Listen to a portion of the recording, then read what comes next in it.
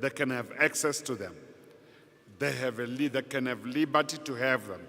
So there's no reason, I must admit, that the public record, which is that of the legislature, can be denied to any public member who may need it for one reason or the other.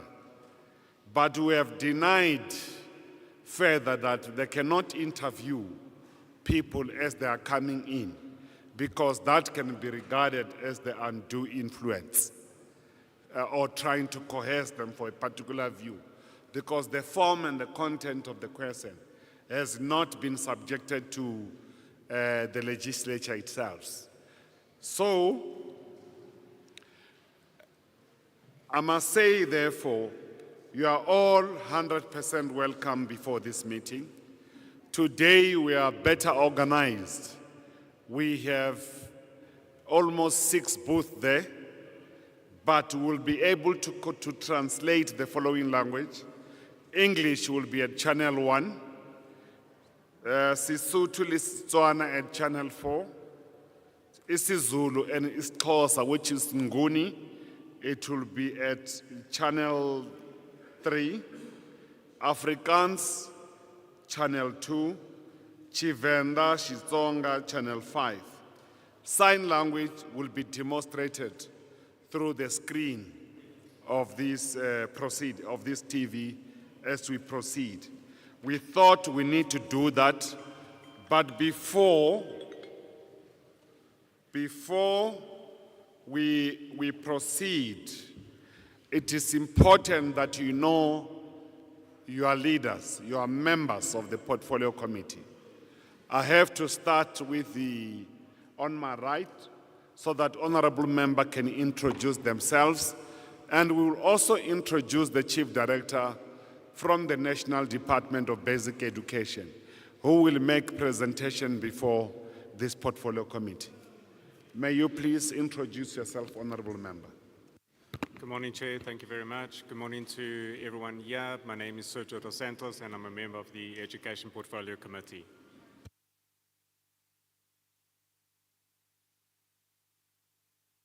Please, I will appreciate that when the speaker is on the floor, don't heckle or howl the speaker, because each and every one of you, you have a democratic right enshrined in the Constitution to make your own submission, even if the view is not similarly to that of yours or the one that you agree or disagree with.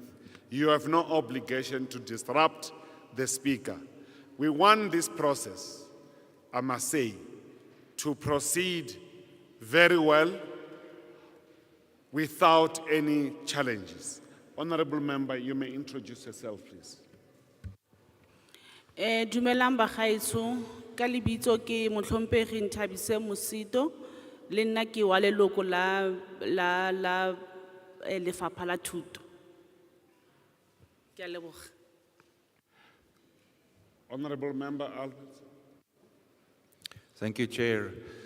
Hello, everyone. My name is Anton Albert, and I'm a member of the Gauteng Legislature, also a member of this committee. Thank you.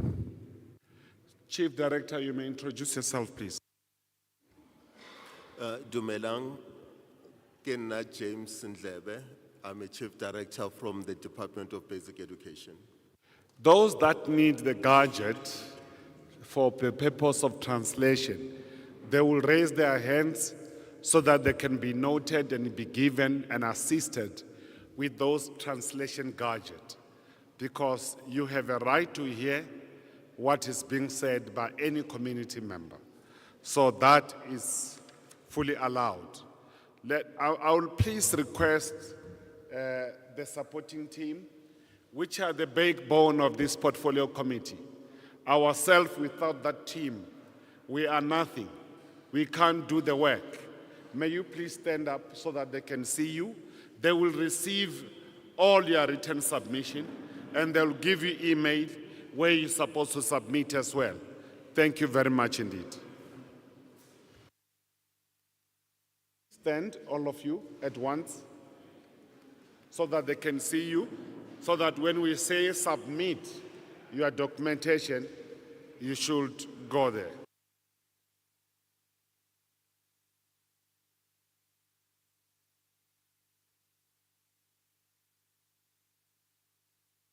For making to stand as the collective. I'm so grateful that you were able to collaborate.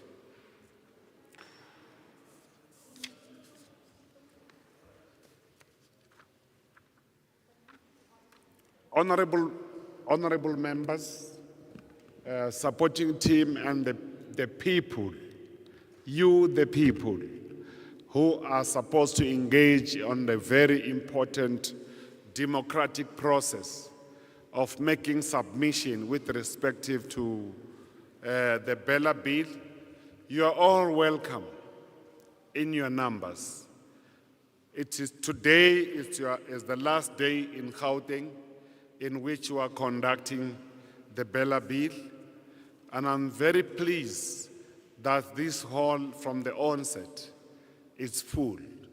I'm not going to present or to give you overview of the bill, precisely because we have someone, a chief director, who will be able to do that. So first and foremost, feel free, you are 100% welcome. Feel free to make your own submission when we do so. I will appeal for the high level of discipline, please. That the community members must respect the process, and will give each and every speaker a good 3 minutes. And it's not the limit, because we will appreciate that a member can also add a written submission before the table for further consolidation. And everything about this bill is going to the consolidated, engaged upon, and ultimately the decision will be taken by the select committee on basic education in the National Council of Provinces. I must say that the process, the bill is no longer at the National Assembly. As you know, that the bill starts with the executive, and they make sure that this bill meets socio-economic analysis, socio-economic benefits or impact. And also, it goes through for what we call passing the constitutional muster. Then the state law advisor will give them the certificate, the executive the certificate. From there on, I think it's about 3 certificates.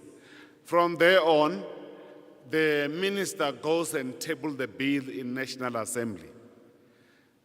And after tabling that bill, not National Assembly, to the Portfolio Committee.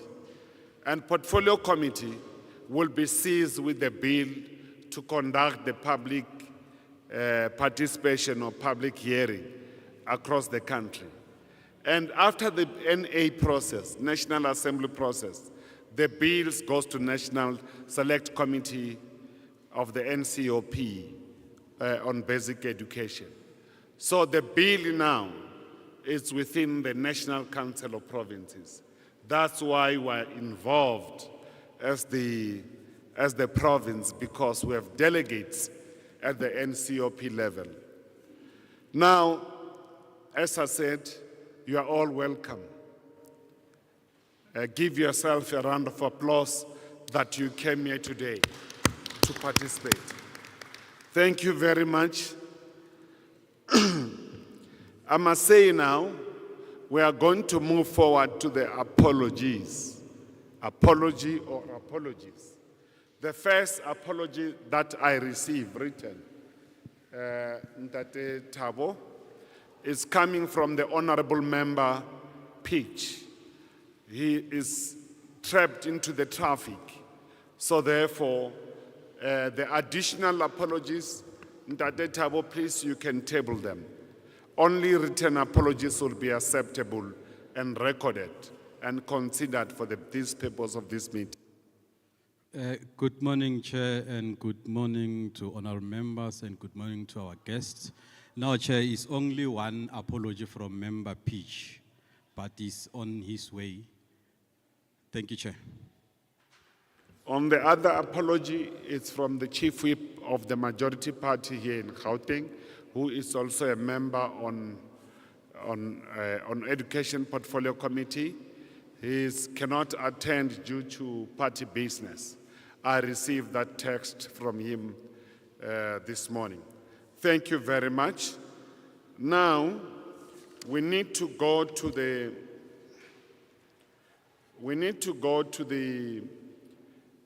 acceptance of the agenda. The main agenda of our meeting is the presentation and the submission, public submission on the BELA bill. But firstly, before we do that, please, let's allow the honorable members on the Portfolio Committee on Education to please move for the acceptance of the agenda as tabled. Hi, Chair. Honorable Dos Santos. Thank you, Chair. I move to adopt. Thank you very much. May I please have the seconder? Honorable Musito. Thank you very much, Thank you very much, Chairperson. I second the confirmation of the agenda. Thank you. Anyone that have an objection? We're in agreement. So I'm referring to, this is the meeting of the Portfolio Committee. So the Portfolio Committee honorable members have to adopt the agenda. So therefore, without any further ado, allow me to call upon our the Chief Director of the Department of the Basic Education to please make the presentation. Please, the platform is yours, my good sir. Please listen attentively, no interjection, only when he finally presented. Only when he finally presented will give the public in attendance an opportunity to please make your own submission. Thank you very much indeed. And the principle, before you proceed, Chief Director, don't sit down, is that we will request that the members contribute to the section of the bill. And if they speak about the war in the DRC and it's not in the bill, it's just a waste of time. Please, we will appeal. And if you speak about the United Nations matter, which is not in the bill, so you must indicate which section of the bill you want to amend. Because we know that people can be very generic and say, you know, my child did not eat food this morning. She did not have a breakfast. I want the BELA bill to consider that, or to give me a social grant, me, the parent.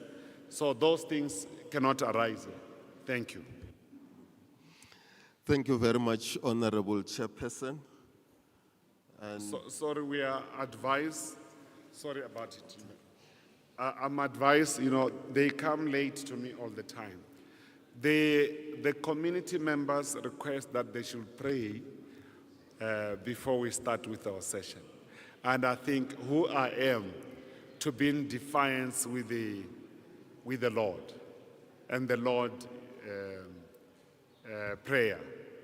Thank you very much. May we please stand up to respect the prayer that we are going to receive. Thank you very much. Give the pastor that made a request. Just the prayer, please. Just the prayer.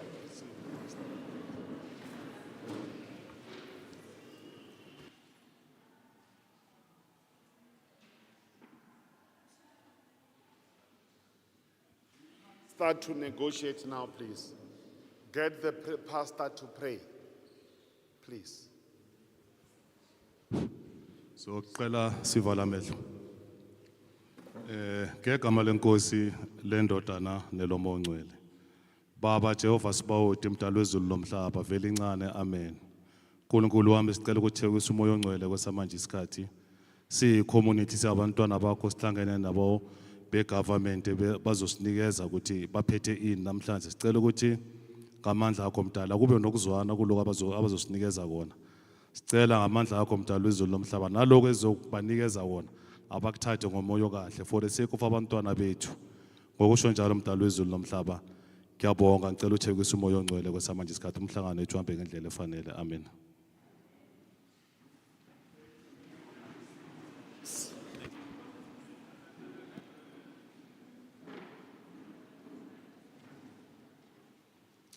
Greetings to the Honorable Chairperson and honorable members. And ladies and gentlemen, good morning.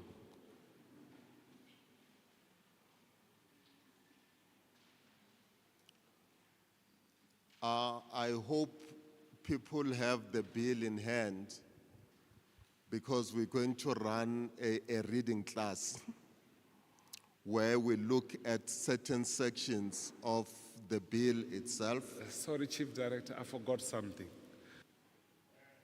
After the bill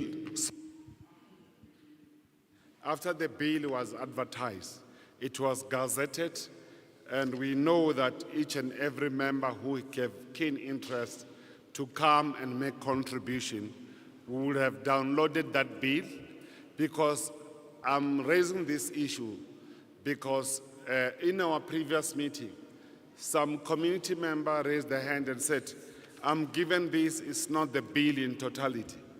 Please, I did not give anyone anything. All I'm trying to say is that the members must have their own bill. They can go online and contribute. We should not be accused of having circulated or not having circulated the bill to the community. You may proceed, please. Thank you very much, Chairperson. I want to thank you for indicating that can we focus on the bill? Things that are not in the bill, may we not bring them up. We're doing the bill so that we can assist the honorable members to debate and be able to correct what needs to be corrected, remove what needs to be removed, so that the bill can be what you want it to be. But if you're going to support the bill on something else that is not there, it's not going to help them. And if you reject the bill on something that is not in the bill, it's not going to help them in making the decisions. So what is important is let's look at what is in there so that we can amend, correct, remove if possible, so that we have a bill that is acceptable. The bill has disappeared from the screen.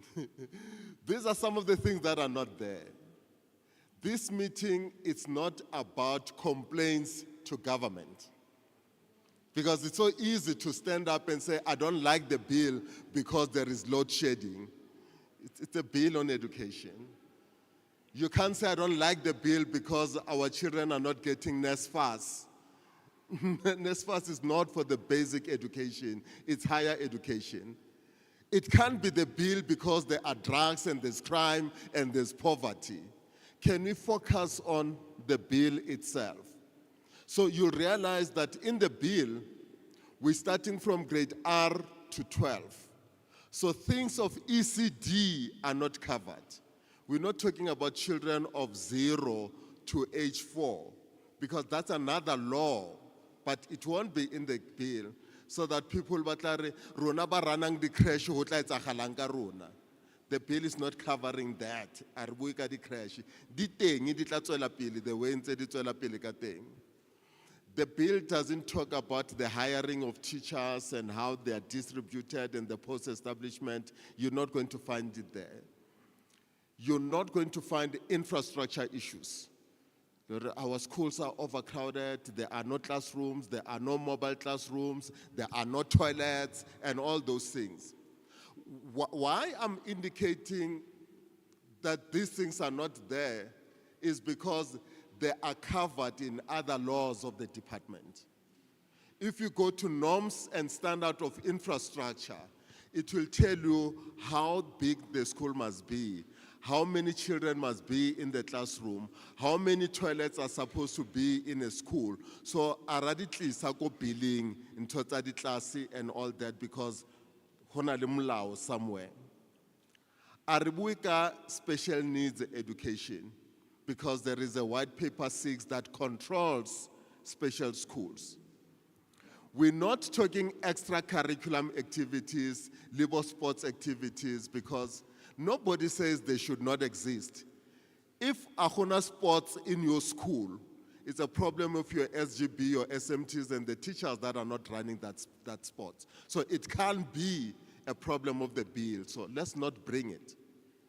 And I'm requesting again, when you're given chance to comment, don't talk about your individual school and the problems in your school, because the bill is covering the nation and not individual schools. And if you have problems with your schools, there are officials of the department here and I'm here. Let's talk about it before you go home. Halibatlo pimpa, kitlabagiliteng, ari pimpeng, but in the bill, let's deal about the bill. There is no curriculum in the bill. Pass rates, subjects that are taught, new subjects that are introduced, the content, whether we're dealing with maths and science and 3-stream model, those are curriculum issues that are covered in CAPS, so we don't bring CAPS in here. I know there are issues around sexuality education and all those type of things. Please, they are not in the bill because the bill is not talking about teaching and learning. It's talking about the policies that governs a school through governing bodies and all that. So issues of LO, what is taught in LO are not part of the bill. So to bring them up and say the bill is going to bring sexuality education and all that, it's not in the bill, because that's a curriculum issue completely, but we'll indicate as we move on step by step what the bill is all about. I hope those who have the bill, especially the white papers, will realize that clause 1 is definitions of terms that you're going to get in the bill. It defines such terms as the ones you see there. And as you move on with the bill, it gets into clause number 2. If you are to read clause number 2, which I'm encouraging you to do when you have the bill in front of you, especially the white paper. The bill seeks to request you to give the department permission to start schooling at grade R and not at 1. At the moment, we're starting schooling at grade 1. So can we have permission to start schools at grade R? Internationally, there are countries that even start schooling at the age of 3. When we start at 6 at grade 1, it's too late for children to cover up. So that's the permission we're requesting you. Can we start school at grade R? Grade R are 5-year-olds. So what we're saying is that, can we have permission that the 5-year-olds are then registered as children who are doing a grade R curriculum? Ke kopo hlalosa. I get it, they are grade R in communities. They are not all in schools.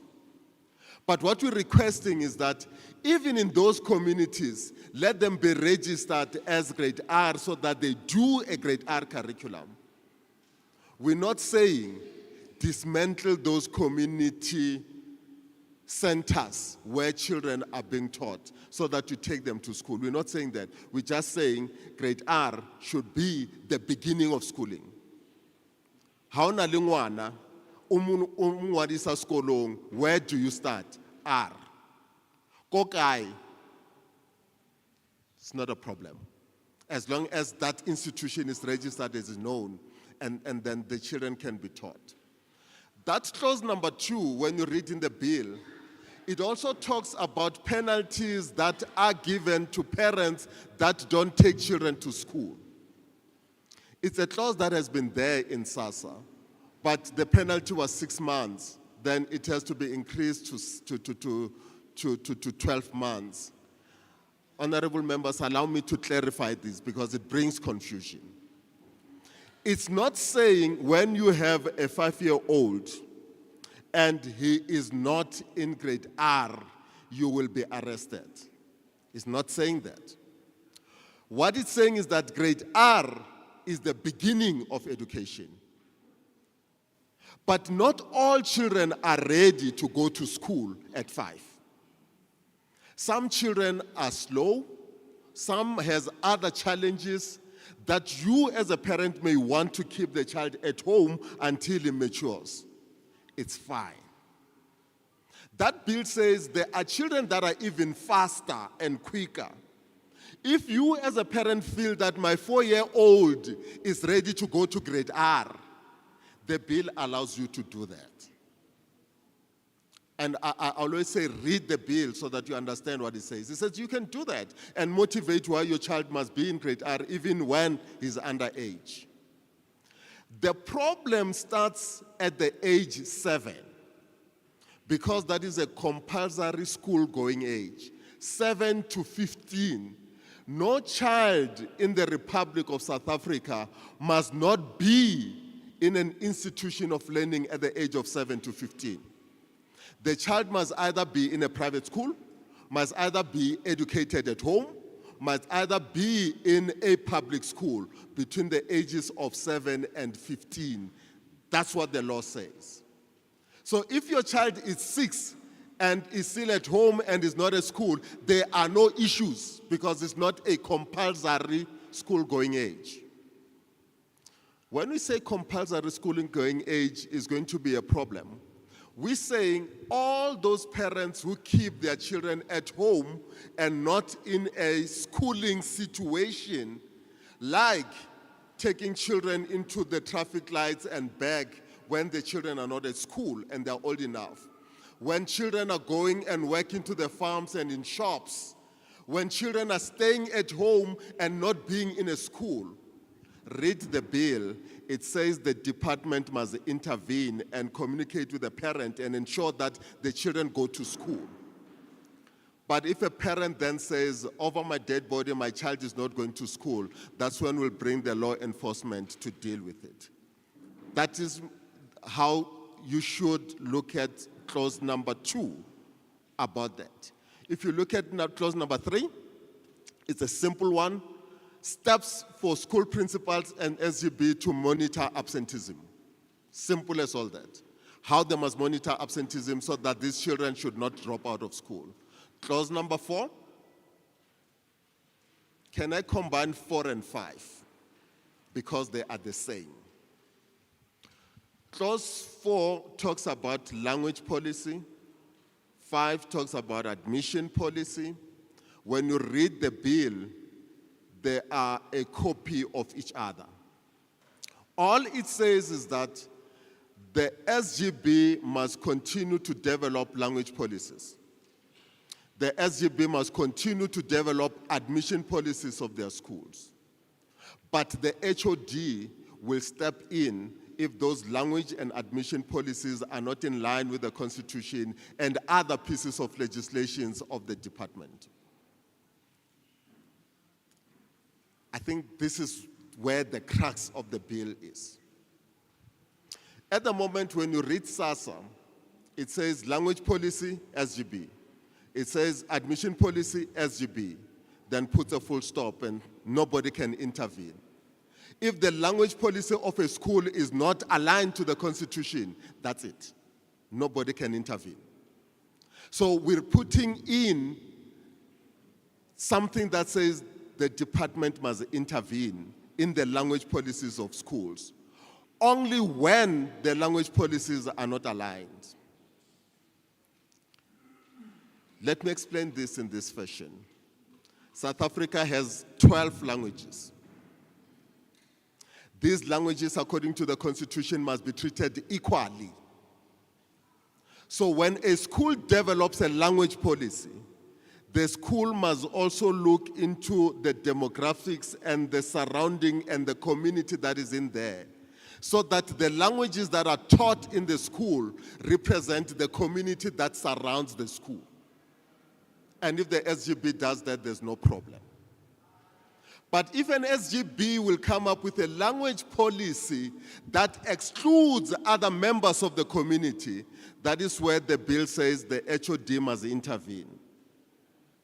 And if you go through the bill, you get too many steps that the HOD must follow in consulting the SGB to say, you need to introduce another language here because the children that are here speaks this language, therefore introduce it in your school. And there needs to be that. It can't be right in a country with 12 languages where schools only have certain languages. And get me right, I'm not talking Afrikaans, I'm not talking English. I'm talking even in our townships. There are Sepedi schools here.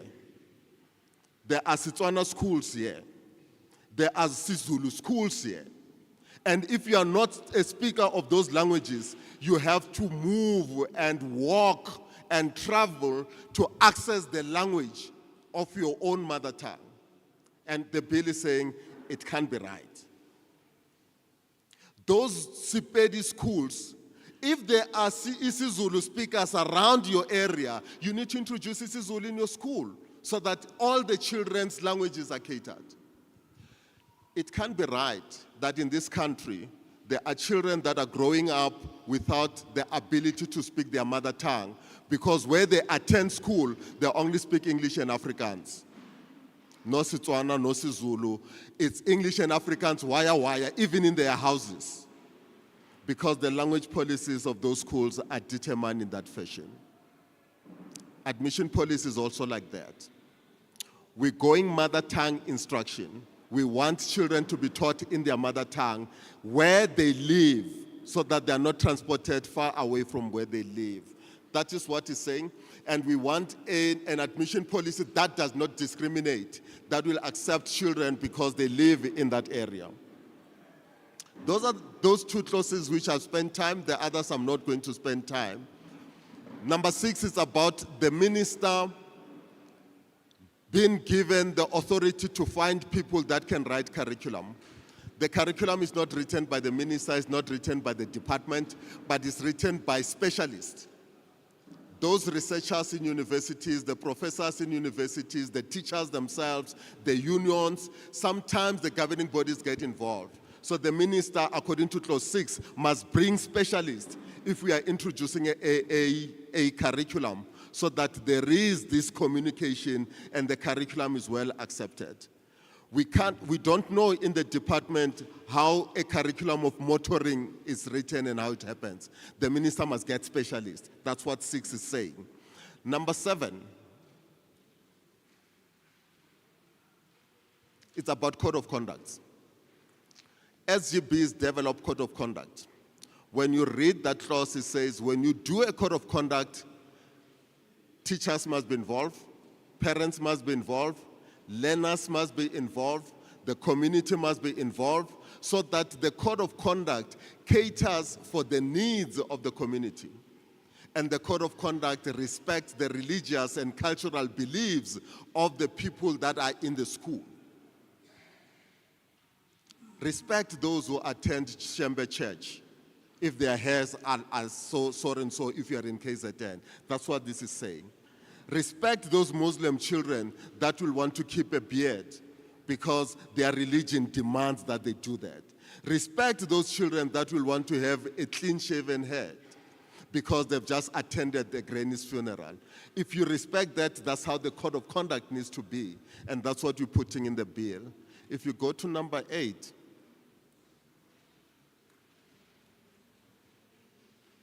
it's about things that are not welcome in a school.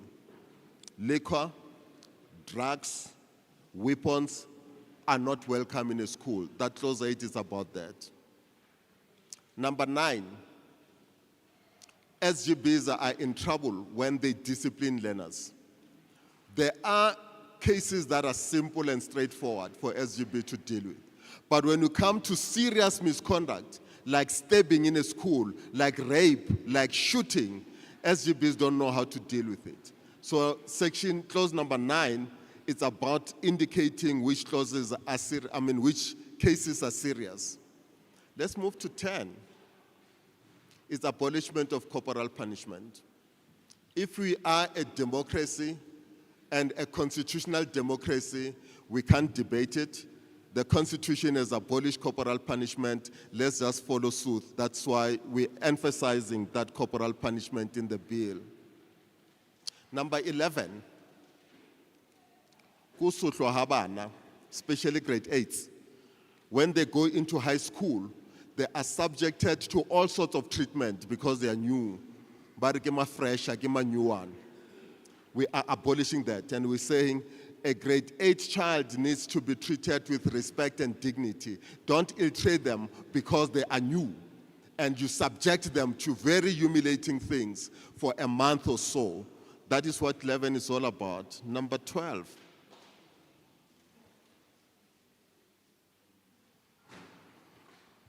If you think as a community and as a school, as a governing body, that a school is not meeting your needs, you want to change the curriculum of the school, number 12 allows you to do that.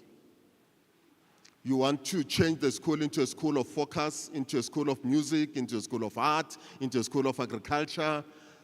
That clause allows you as a school to can do that. Number 13, it's about how we merge schools. The clause is not bringing new things. Schools that are small are merged. But the problem is that the department doesn't merge schools in accordance with the expectations and the law. They sometimes willy-nilly merge schools that they are not supposed to merge. And they sometimes do not even communicate and consult schools when they do that. So that clause has been put in there to give instructions to departments that if you are to merge two schools, these are the steps you must follow. Don't take shortcuts. So it's about that. Number 14, it's about putting an enabling provision for central procurement. I'll explain this.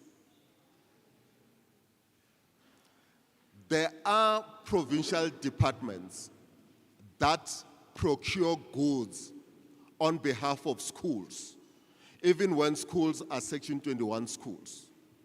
You just get a delivery of stationery and textbooks that you did not order. And some of these are said to be of poor quality and all that. That clause is saying central procurement is allowed, but it should be done in consultation with the SGB. The most important term there is consultation with SGBs. So that provinces must not tamper with Section 21 status of schools. Because if you are a Section 21 school, it means the government must give you money to go and do procurement on your own. But if they find things cheaper where they want you to come and join and procure, there must be that consultation with the SGB. Without the SGB, there should not be central procurement. So that clause is meant specifically for provincial departments to, in some way, behave. By the way, there's a court ruling there that comes from the Eastern Cape High Court that says the department cannot procure on behalf of Section 21 schools. It's a law, so we can't tamper with that law. All you need to do is to respect it, and if it has to happen, it must happen with the SGB. Number 15.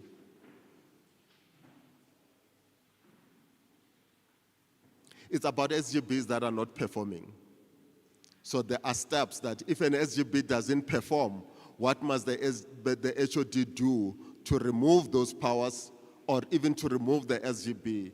You'll see a lot of steps that go in there to indicate what must happen.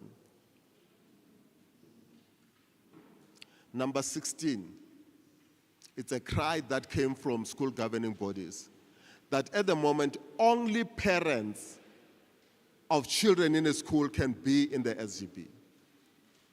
There was some sort of co-option that bring a community member around. Number 16 is giving school governing bodies to bring anybody from anywhere to be a member of the SGB, irrespective of whether the person is a parent or not. All you're looking for are skills. So if your school lacks a particular skill, you can find a person in Joburg that can come in Pretoria and be a member of the SGB. That's 16 that is giving you that permission to can do that, just to uplift the standard of governance. Number 17, it's about SGB elections for learners with special needs. SASA is not very clear about how the SGBs of learners with special needs are supposed to be. We are asking to close those gaps by writing more information around it. Change SASA included. I'll be specific. If you are running a school of learners with blindness, you need organizations of blindness to be in. If you're running a school of children that are deaf, you need organizations that they can assist you. This needs to be written in the law. If you're running a special needs school, you need transport, you need sponsors, and all of them have sponsors. Those sponsors need to be members of the SGB. There are children of special needs that don't have parents because they live in homes. It's not in SASA.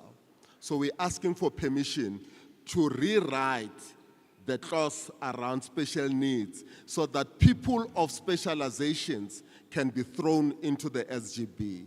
That is what that clause is saying. Number 18 is the same as the previous one. Schools of aviation, schools of music, schools of different talents, schools of motoring, schools of agriculture, and even those that deal with marine. How must the SGB look like?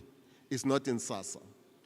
We're requesting permission that if it's a school of motoring, bring motoring specialists there. If it's a school of aviation, bring the pilots to be members of the SGB, whether they are parents or not, so that you don't run schools without special people that do that. Even the writing of the curriculum needs to have specialists in there. That is what that clause is talking about. Number 19 is the same as the previous one where I said if the SGB is not working, find ways in order to make it work or disband it. 20. It's talking to SGBs. I see a lot of SGB associations today. You may be a member of the SGB, but you are responsible for some expertise. For example, you run a contraction, you build, but you're a member of the SGB. You're probably a supplier of services. What we're asking in 20 is that if the school wants to build and they want to do it as an SGB, and there's discussion about building, don't sit in the meeting, recuse yourself, so that the discussion happen in your absence. If they hire you to build, as long as you are not there, it's not illegal, it's fine. If they want to buy stationery and you are a supplier of stationery, the discussion must happen in your absence. So that if they hire you, you're not there. If you are selecting teachers, you're running interviews and shortlisting, and a relative of yours has applied, and you see that it's a relative, recuse yourself so that the recommendation happens in your absence. That is what clause 20 is saying. 21. Riskalwana SGB members. We don't pay SGB members for being members of the SGB. And we want to re-emphasize that. One, it's unaffordable. 250,000 members of SGBs nationwide. Two, We want parents who are committed to serve their children in the SGB because of the love and the devotion that they have, rather than parents following money in the school to be SGB members. We don't want you parents who are SGB members, many of you that are here, to be replaced by those who will come because they want money. You're doing well as you are. We don't want you to bring the element of KZN where councillors get killed because people fight for positions. As SGBs, we are fine as we are. But what we do with SGBs, we reinvest. When you take a taxi to go to a meeting, they must pay you back your money. When you drive a car to go and do SGB work, they must give you your money. Whatever money you spend on behalf of the SGB, go back and demand your money. It's called reinvestment. So that being an SGB member must never leave you poorer than when you were, what you were before you became an SGB member. Don't go to a meeting and claim, I want 100 rands because I've attended a meeting. Then you're getting paid. Go to the meeting and claim 100 rand because you spend 100 rand to get into the meeting. Then you are allowed to get it back. I thought, let me make those differentiations. Number 22 is about SGB elections that are running from today until the end of March, but they are running by different provincial departments with different laws, with different guidelines, which confuses the sector. We're asking you to give us permission that can we have one regulation nationally without different provinces doing as they please. I'll give you an example. What is the quorum for SGB elections? 15. What is the quorum of SGB elections in the Western Cape? 10. That confuses the sector completely. It does. So we're asking for one regulations that will run everything. Number 23. This one is where practical.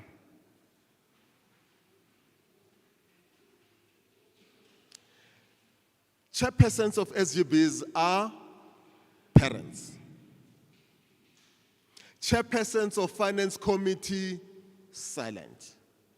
We're asking permission that chairpersons of finance committees must also be parents. We're asking for that permission.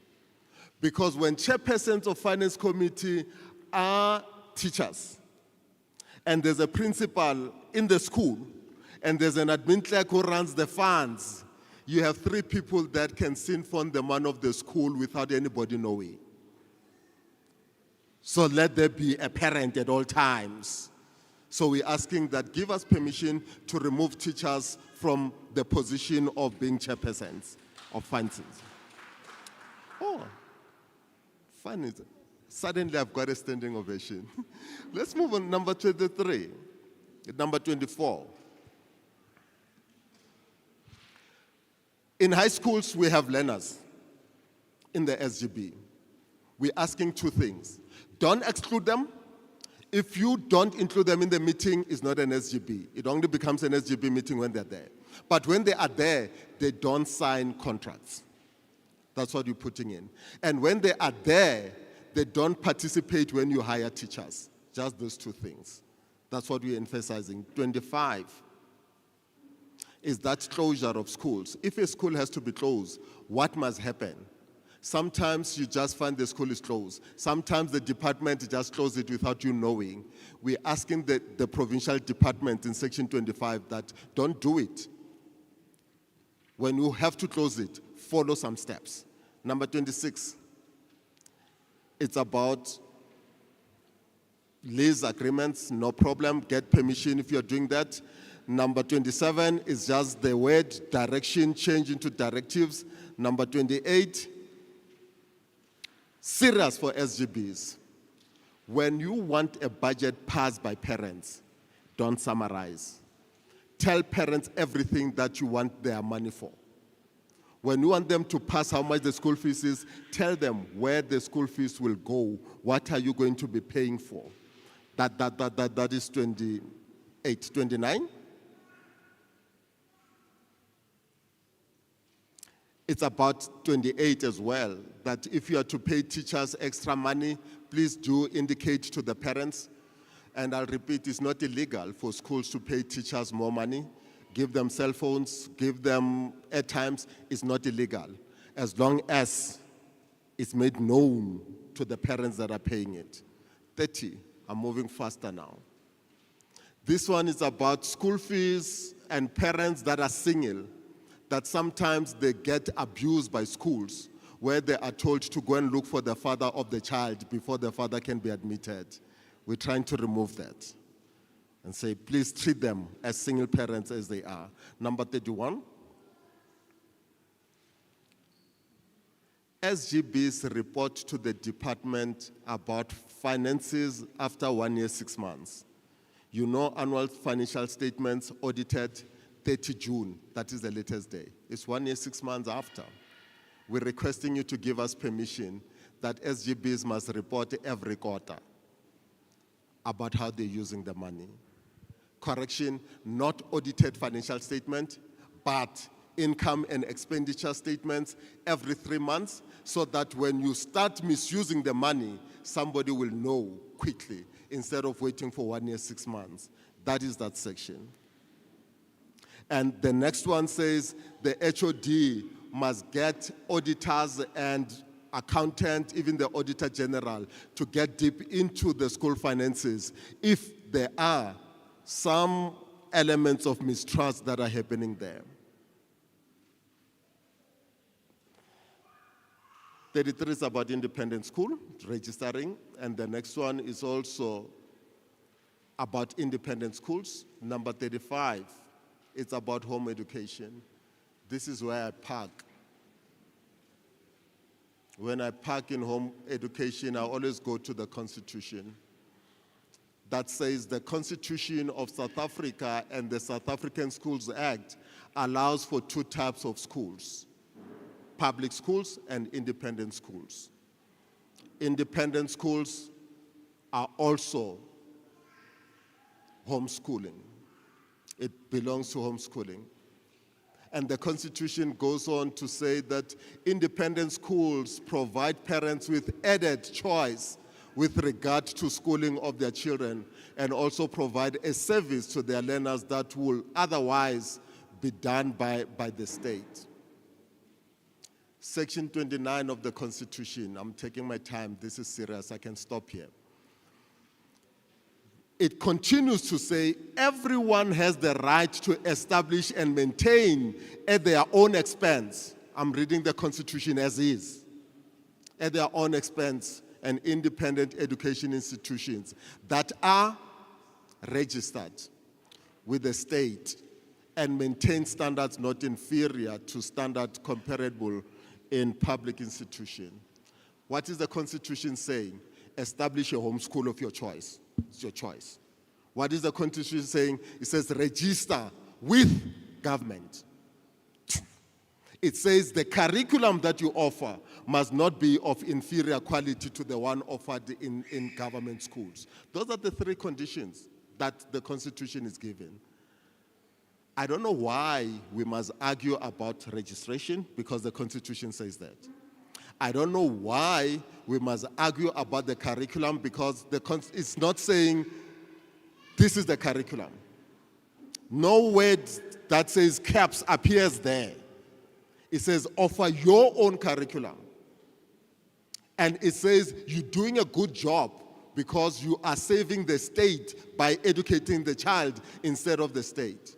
And it says follow your own curriculum, your own language, your own values, your own culture, your own religion. Nobody will question you, but please register.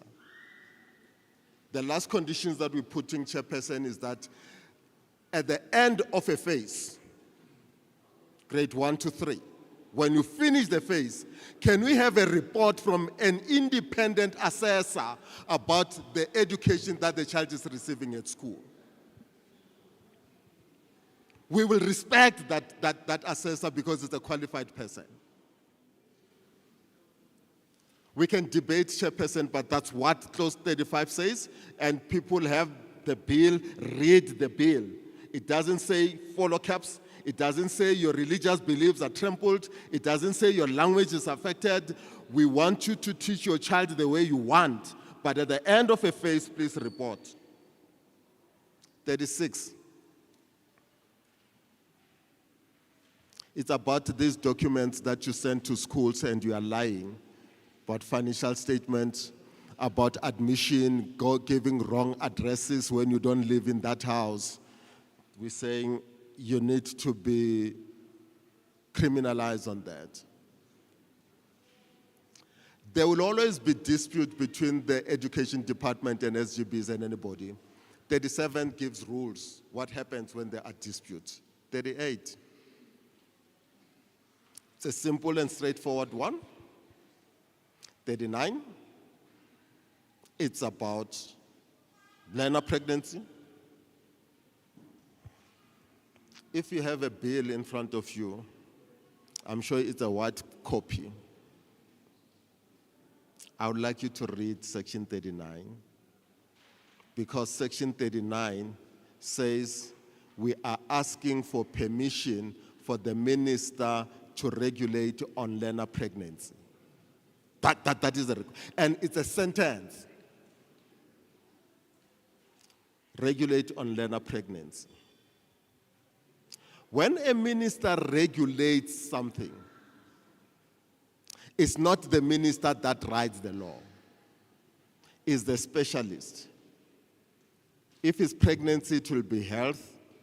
It's going to be psychologists. It's going to be religious leaders. It's going to be cultural, whatever cultural diversity that you think of. And those will come up with a draft that will be communicated and negotiated in this fashion. And then it goes to the parliamentarians. They will approve it, then it becomes law. There's no minister anywhere in the country that sits in his office and writes regulations and say, there they are. They follow those steps. So when the minister says, I'm asking for permission to regulate, what is he asking? Give me permission to bring specialists to write about pregnancy. I need to explain this. The Constitution says you cannot refuse a child who's pregnant permission to attend school. Every pregnant girl who is of school-going age cannot be stopped from attending school. That's a Constitution. May we not debate the Constitution. Because if it says a pregnant girl belongs to the school, let the child be at school. Irrespective of your beliefs, because that's what the Constitution says. Now, when we say we want to regulate on learner pregnancy, please read that thing. It never says children are going to be taught sexuality education. Please, it never said sexuality education. I said that is curriculum. Deal with those who write curriculum and leave the bill that talks to pregnancy. There's no teacher that will be forced to send a child for termination of pregnancy. In this bill, read the bill. There's no word that says that. There is no child of 12 that will be allowed to terminate pregnancy without. It's not education, it's the Department of Health, and those laws are not related to education. Please separate this. What is in the bill? The bill says regulate on learner pregnancy. Is the regulation of learner pregnancy here? No, it's not there. It has to be done by who? All of us, so that it becomes a law. So let's not read, listen to videos on social media as if they are a source of information when they are not. The bill has nothing to talk about religion. The only word you find in religion is that section that talks about code of conduct, where it says the code of conduct must respect religious beliefs of other people. So this thing of trampling on religious beliefs of people, I don't know where it comes from. please read the bill. Don't let people read it for you and give you a video that says children are going to be taught masturbation when the bill just says regulate on learner pregnancy. Chairperson, I really would love to stop that, but the last one that I want to indicate is the clause on teachers, that teachers must not do business with the state. You can't apply for tenders to do stationary textbook delivery and also supply nutrition in the school if you are a teacher. You are not doing business with the state. Do we allow you to work outside working hours and make more money? Yes. Do we allow you to run businesses of your own? Yes, as long as you don't do it during school hours and as long as your business is not feeding the state with resources and material. Chairperson, I want to thank you very much. I want to stop there. May we please give a round of applause to the presenter. And other thing that need to be noted on record is that don't ask us questions because we're not going to answer. The purpose of this process is to make your own submission for consolidation. That's how the process will move. So in this regard, I want you again to give the round of applause for the presenter. Again, please.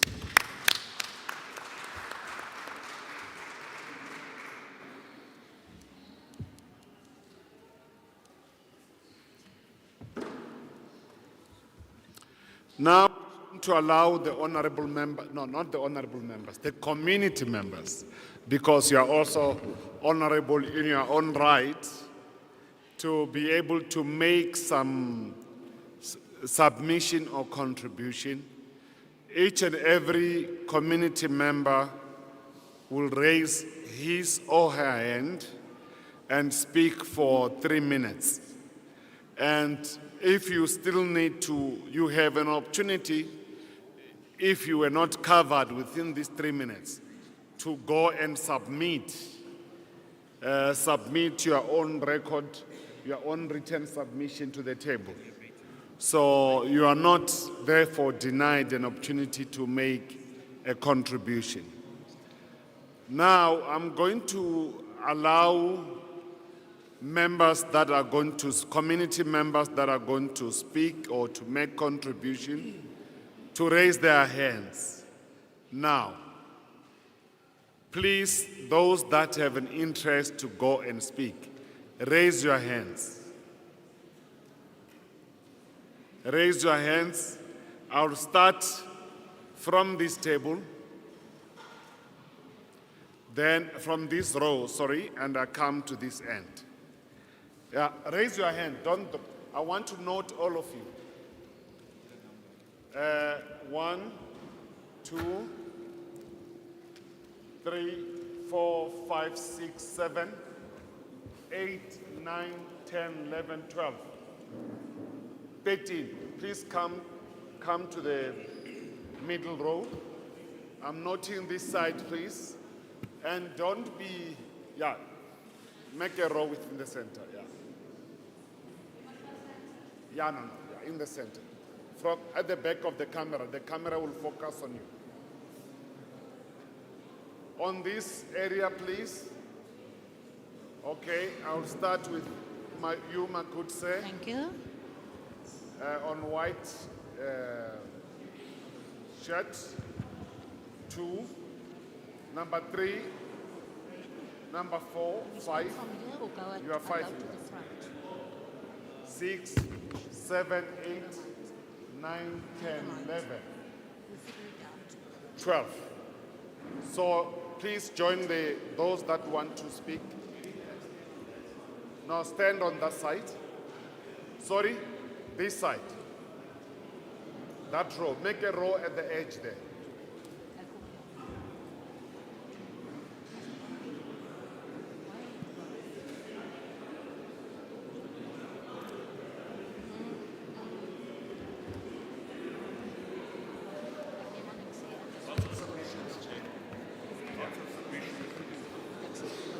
And please, How are you? Can you please maybe stand that side? Yes, sure.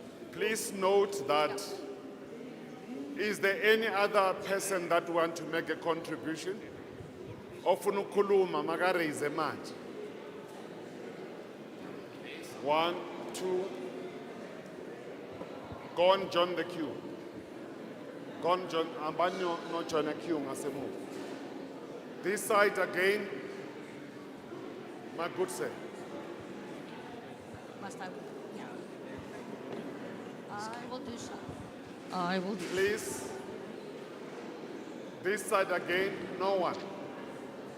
Okay. Please, madam, to join the queue.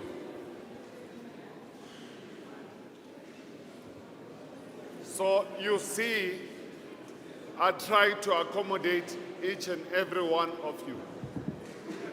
I'm raising this issue because if you raise your hand later and you will say that I did not give you the opportunity, I've given you the ample opportunity. Now you don't have to raise, you are in the queue already. Anyone? Sharp. Now, when you are done speaking, all of you, we will conclude with the process. Thank you very much. Thank, 3 minutes each. thank you, sir. Can I proceed? Yeah. Thank you for this opportunity to the panel of the Portfolio Committee.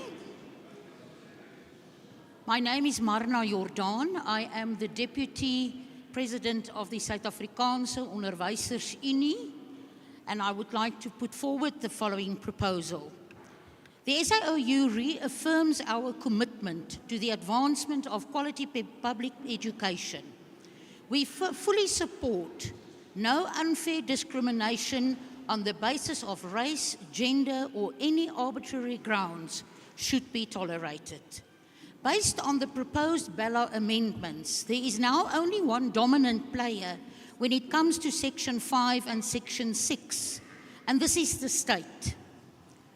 Section 5 that deals with admission policy, we would just like to say that we as an organization are not happy with the final authority resting with the HOD. We present you here with the case of the Gauteng Department of Education, or actually the MEC, and the Rivonia Primary School in 2013. And then Section 6, the language policy, the court that took place between the head of Mpumalanga Department of Education and Hoërskool Ermelo. Both these cases were taken to the Constitutional Court, and in the Constitutional Court, it became clear that we were in line. We would like to state that we must change these because we need to avoid giving veto power to an HOD that opens doors for constitutional contestation.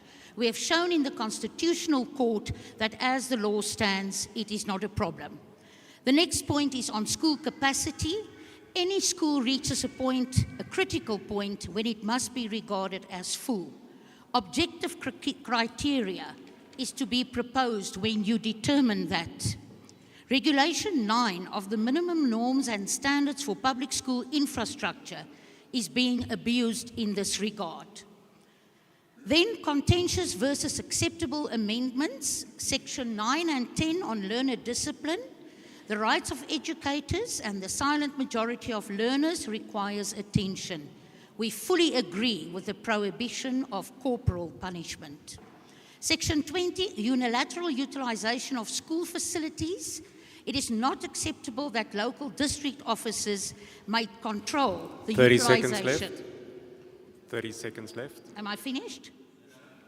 30 seconds. Oh, 30 seconds. Sorry, thank you very much.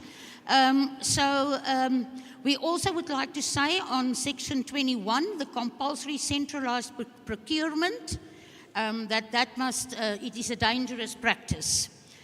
I end with, the SAOU would furthermore like to propose a new governance model. The current model has been in place for 26 years. Many public schools... My good President, the time is up. You can submit your We will electronically submit, sir. I'll give this as well.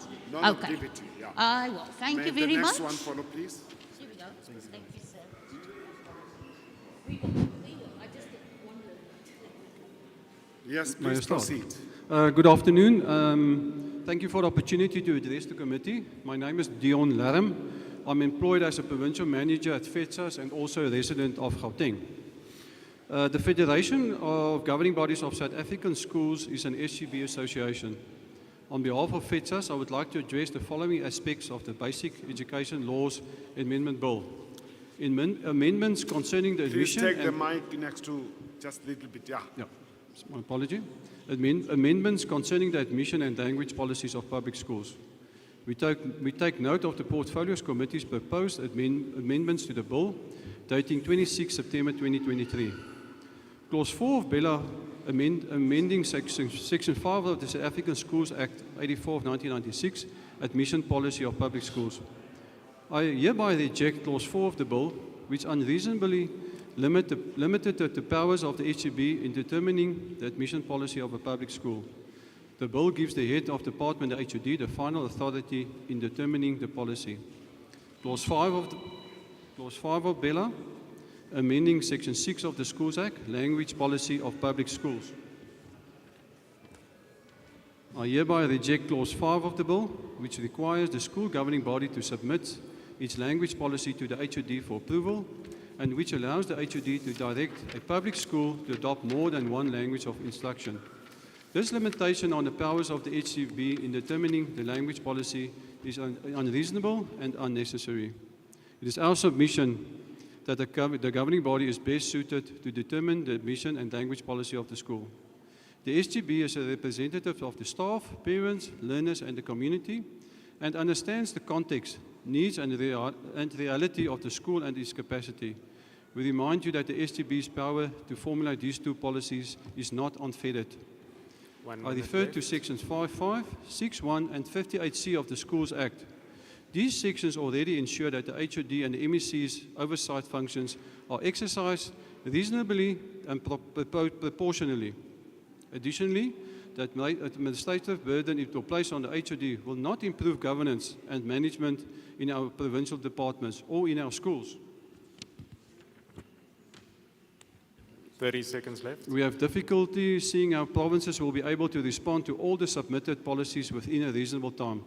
In our province, the Gauteng schools are already under pressure to admit more learners than the schools has the capacity to safely admit or to add classrooms in another language of instructions. Where there is physically no space or teacher who can teach in a said language. Thank you very much.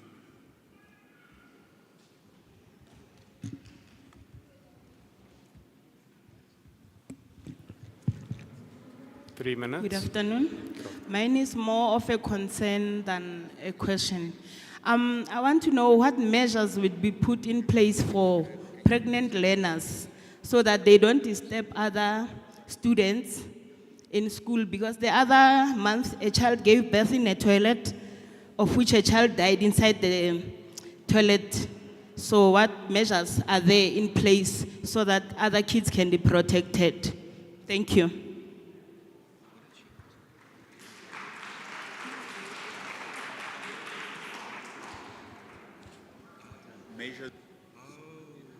Okay. 3 minutes. Thank you for this wonderful opportunity that was given to me. Thank you, even the panels. Okay.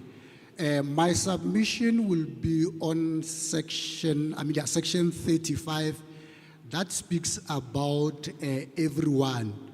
Well, I'm more concerned about this language that have been used, especially that refers everyone, meaning everyone has the right to establish his or her own curriculum.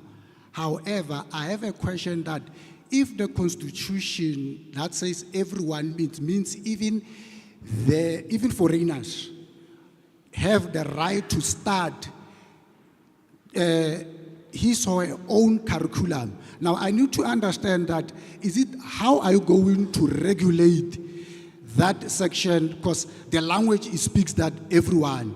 So my submission will be, let us dwell too much, especially on the language that had been used, especially in the sense that it says everyone, that even myself, I'm entitled to start if maybe I've read or understood that section correctly. That is my submission, especially in terms of regulation. It needs to be regulated, I might say, with scrutiny, so that our learners will be given a proper education that is consistent, that will give them a bright future. I will say that. Thank you. Thank you. Next speaker. 3 minutes. Hello, everyone. My name is Latif Kutzer. Thank you for this opportunity, Honorable Committee.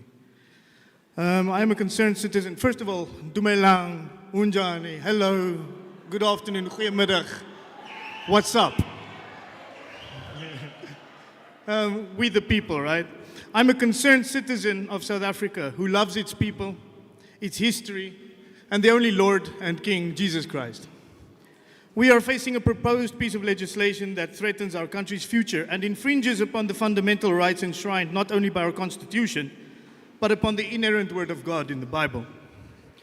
The BELA bill in its current form presents a grave threat to rights of parents and the foundational principles of our democracy. At its core, the bill seeks to exert unprecedented control over the education of our children and usurps the rightful authority of the parents. Our Constitution explicitly recognizes the crucial role of parents in the upbringing and education of their children. It upholds the principle that parents have the primary responsibility for the education of their offspring. Yet the BELA bill undermines this principle by imposing rigid regulations and standards that limit parental autonomy in educational decisions. Education is not merely a transaction between the state and its citizens. It is a deeply personal and a cultural endeavor that we must respect the diversity of beliefs and values within our society. The BELA bill fails to acknowledge this diversity, imposing a one-size-fits-all approach that disregards the unique needs and preferences of individual families. Here are 5 points to consider as to why the BELA bill in its current form is illegal, unconstitutional, and why I reject it. The SASA that was done on the BELA bill is not procedurally sound and does not comply with the SASA's guidelines. The definition for home education in Clause 1G unconstitutionally limits the venue of home education as well as the tutorial and other educational resources 1 minute a learner left. may make use of. Clause 35, subsections 1, 2, 4, and 12 do not respect parental rights. Clause 35, subsections 2A3 and 2B3 place unlawful limits on the curriculum and assessment methods home educators may make use of. Clause 35, subsection 16 allows the minister unlawfully broad powers to make regulations without the constitution with the home educator community. I am also deeply concerned about the closure of microschools as contemplated in section 25, the fact that the online schooling and micro-independent schools are not provided for in the bill, and the provision for regulations on learner pregnancy in clause 39. I support the Pestalozzi Trust. Submission and proposal. Ephesians 6 verse 1 to 4. Children, obey your parents in the Lord, for this is right. Honor your father and mother. This is the first commandment with a promise that it may go well with you in the land. That Thank it may you go very well much. with you and you may live long in the land. Thank Fathers, you. Time do is not up. provoke your children to anger, but teach them. Thank you. Thank you. Next speaker. You have 3 minutes, and then I'll let you know when you've got a minute left. Thank you.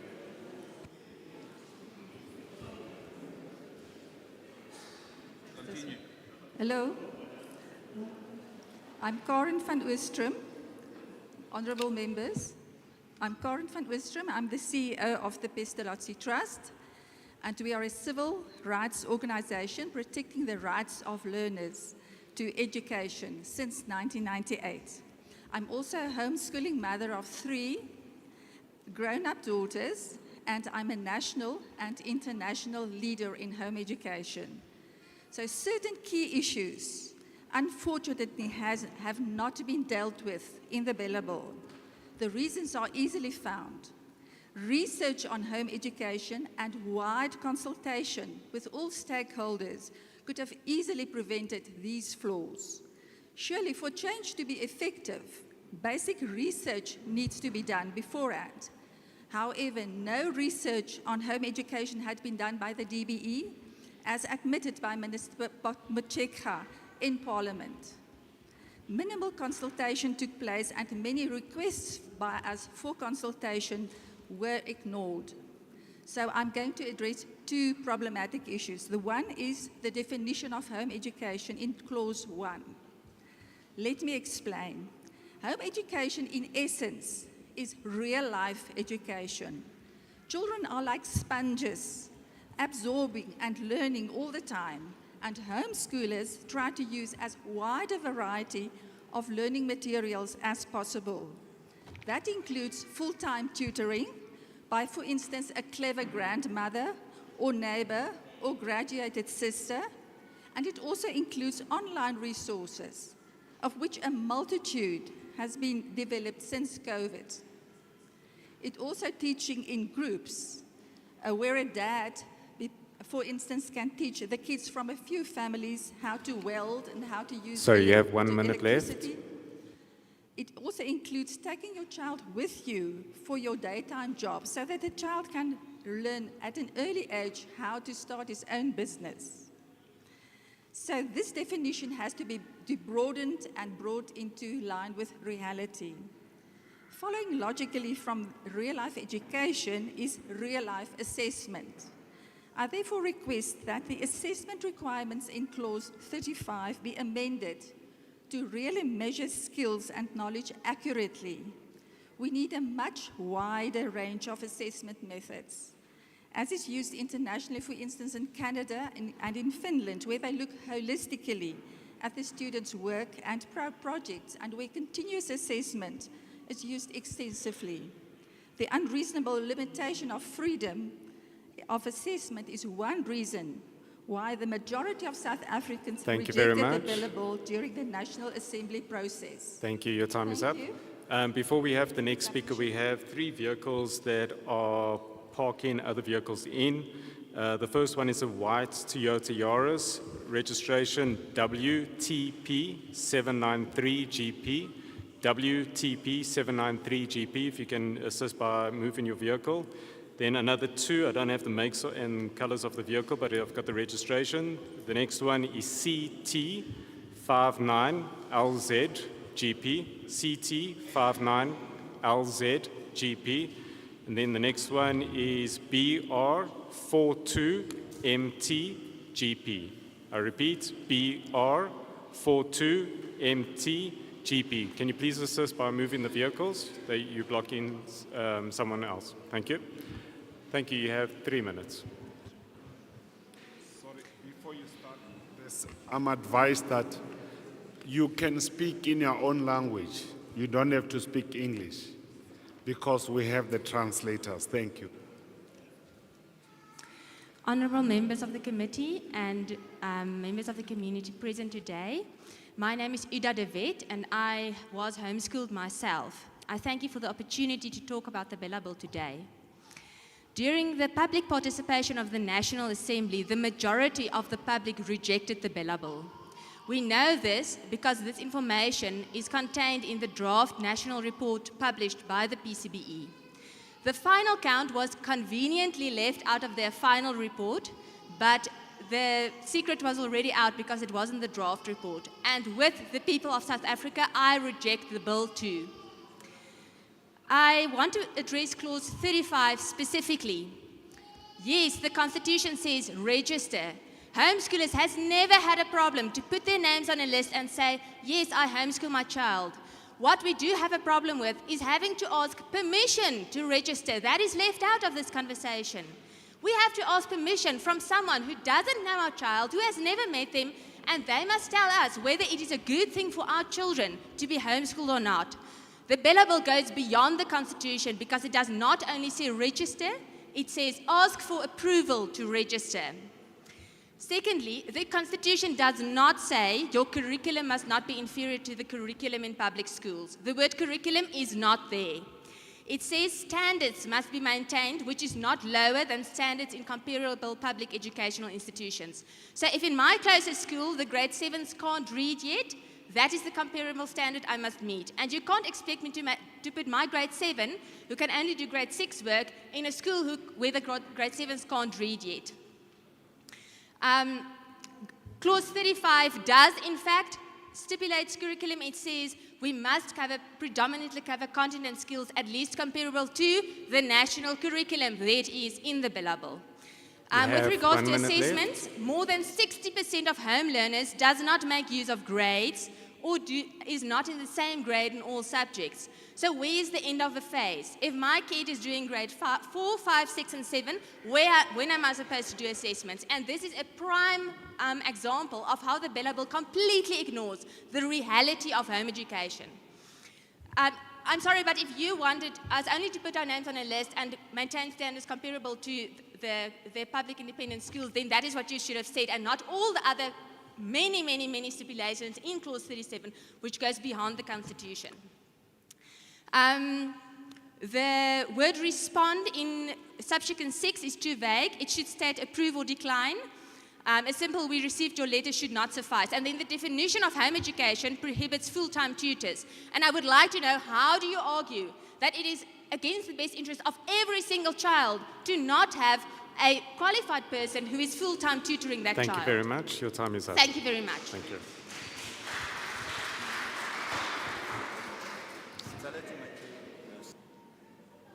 Yeah. Just all the speakers that have spoken, and it goes for everyone, just please make sure that you submit as well physically. Thank you very much. Next speaker, you have 3 minutes. Honourable members of the committee, my fellow citizens of the Republic of South Africa, it's hot, but not as hot as this topic. So, although we live in the Republic of South Africa, the Republic of South Africa lives in the kingdom of Jesus Christ and should be subjected to the kingdom of Jesus Christ. So we, the people, and the honourable members of the committee, and the Parliament, and the President, should all subject them to King Jesus. I would like to draw our attention to one of Jesus' commandments, which is touched upon by the BELA bill. Ephesians 6 verse 4. Fathers, do not exasperate your children. Instead, bring them up in the training and instruction of the Lord. God gave parents the obligation to rear and teach their children. God did not give the state the obligation to rear and teach children who have parents. The state should not usurp the authority of parents to rear and teach their children. Parents can decide for themselves whether they want someone else to teach their children or whether they will do it themselves. They will ultimately be held responsible before God, that is the parents, for their choices in the rearing and teaching of their child, and they should be given the freedom to fulfill their obligation towards God. The BELA bill's proposed legislation goes against what the Lord says in Ephesians 6 verse 4. The BELA bill in clause 35, subsection 1 and 2, proposes that if parents want to homeschool their children, they can apply for registration, and the head of department must then approve this application on the basis of certain prerequisites. 1 minute left. This means that parents have to ask permission to homeschool their children from the head of department. In other words, the head of department usurped the God-given prerogative to parents to teach their children.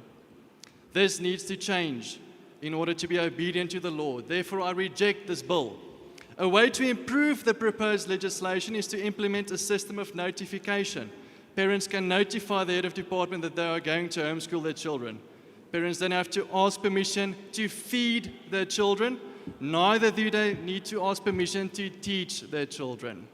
And lastly, on clause 39, I would like to change the phrase of termination of pregnancy to murdering the child.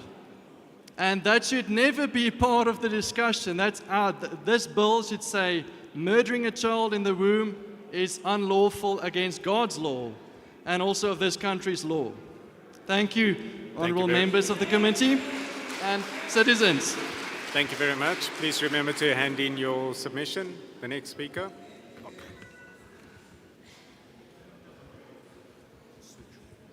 You have 3 minutes. Tobela batswadi ka moka. Lebitso la ka ke Freddy Ranku. Nna ke dumellana le BELA bills for melao e re fang yona. more especially mo ba dumellang hore rona bana ba batho ba ntse khona go ithuta ka language tsa rona bo botse. Like for example, ke tsene ko classeng ya matric and ko classeng ya matric ne ke bona language tse two fela, which is first and second language. And ko second language ki Afrikaans, whereas the first language ki English. So then na ne ke re go BELA bills how ba re thuse for those things like na ke mopedi. Kara like a matric paper or any question paper from the department in one like two languages. Even first language, which is English, and then the second language, even the language of my choice, which is my home language. I thank you.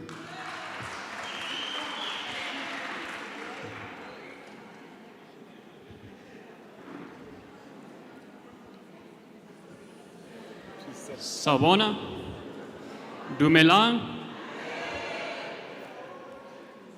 The BELA bill is most definitely a government overgrab. The BELA bill takes the rights away from the parents. It takes away the power from teachers, and it takes away power from SGBs and gives power to the appointed minister.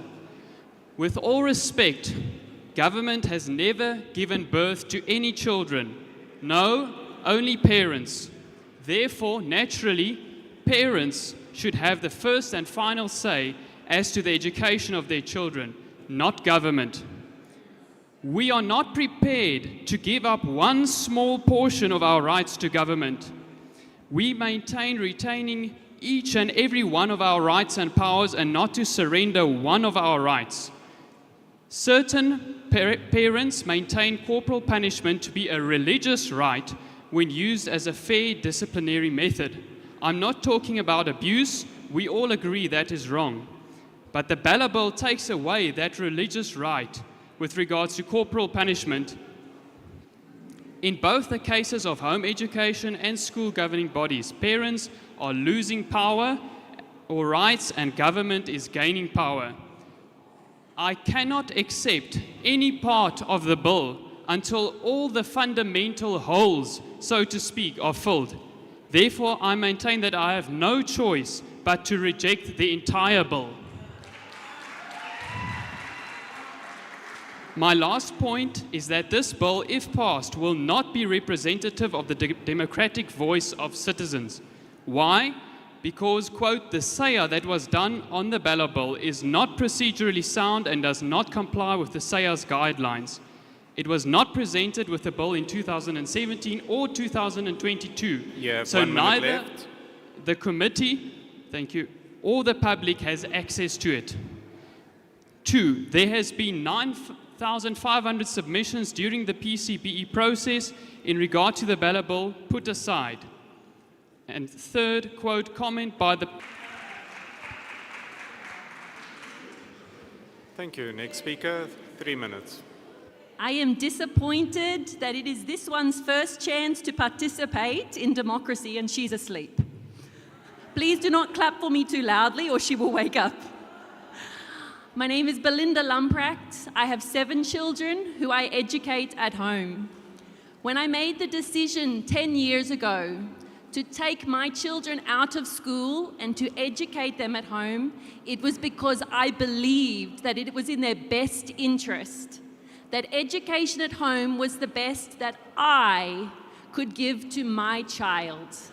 I believe that Clause 35 of the BELA bill takes away that right, that responsibility and God-given obligation for me to care for my child in the way that I best see fit.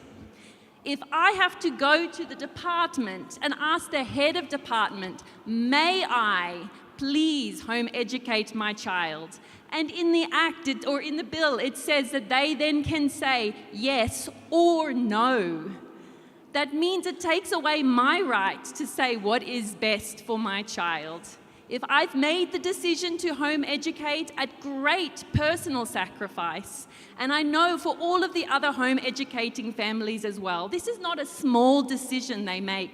It takes a lot of time. It takes a lot of money. You are giving up your full-time career, perhaps, to stay home with your children and educate them. We have considered the means, the methods, the way that we feel it is best for our child to educate them. And then for the head of department to be able to say, no. I believe it is unconstitutional and it is against even God's principles for how families and society must work. 1 minute left. Thank you.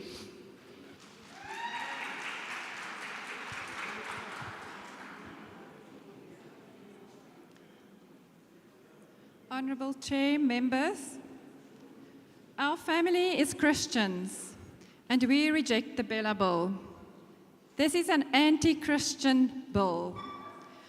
I will refer to clause 39 regarding the policy on the management of pregnancy learning. So by changing and manipulating, these things still get slipped through, telling us there's nothing about abortion. Do they lie to us like that and think it's all right?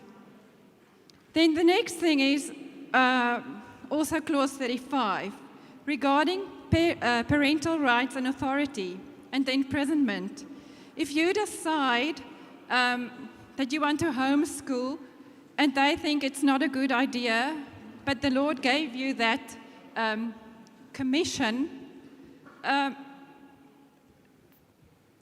how will they justify that in Christian terms, saying we have freedom of religion? The bill is a power grab and undermines our and abuse our parental right. I will go to specific points in the homeschool amendment, just to tell you which decisions belongs to the parent and not to the state. The first one, the right to home educate. The second one, management and teaching of my child's sexual education, which includes, should it be pregnancy? The decisions concerning the type of skills and content that I want to and not want to expose my child to. This belongs to me as a parent. 1 God minute has left. given it to me. The decision where I want to homeschool. If I homeschool at my parents' house or whatever, if it's not in my own house, that belongs to me, not the state. The decision to use able teachers according to my own discretion. There's little knowledge, if we look at this bill, regarding what home education is. Because this bill seeks to control the domestic affairs regarding families from parents and give that to the state. God has given this to parents. Parents will be put in jail if they don't comply with these regulations for 12 months. We can clearly see that this is not in the interest of the child. How will a child be without a parent for 12 months? Thank you and very they say much. this is good. Thank you. Your time is up, ma'am. Thank you very much. Thank you. Next speaker. Sanmanang. 3 minutes. Unosipho Ntombela Lona from National Association of School Governing Bodies. Number one, Chairperson, your presentation, again, is not complete. Here's the full BELA. Here's what we are given. So we are shorter. And then clause number 39, can we please ask the MEC, what is he regulating? Because bear it in mind, when you are pregnant, there are repercussions. There's miscarriage, there's stillborn, there's everything. If you are in class, other members in class are getting drowsy or nauseous. So bear it in mind. The lady there said one child gave birth in class. So what are you regulating on that? Clause number 11, you remove corporal punishment. So what must we do to our children? Because the more we don't punish them, is the more they are getting corrupt. You said you've removed alcohol in school, clause number 8. We have 29 murderers in Gauteng as we speak, first term. It's only 6 weeks that the learners were in school, but 29 cases. And then you said you remove them. Clause number 5, language policy.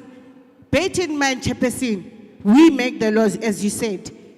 There's isiZulu to clause number 35, homeschooling.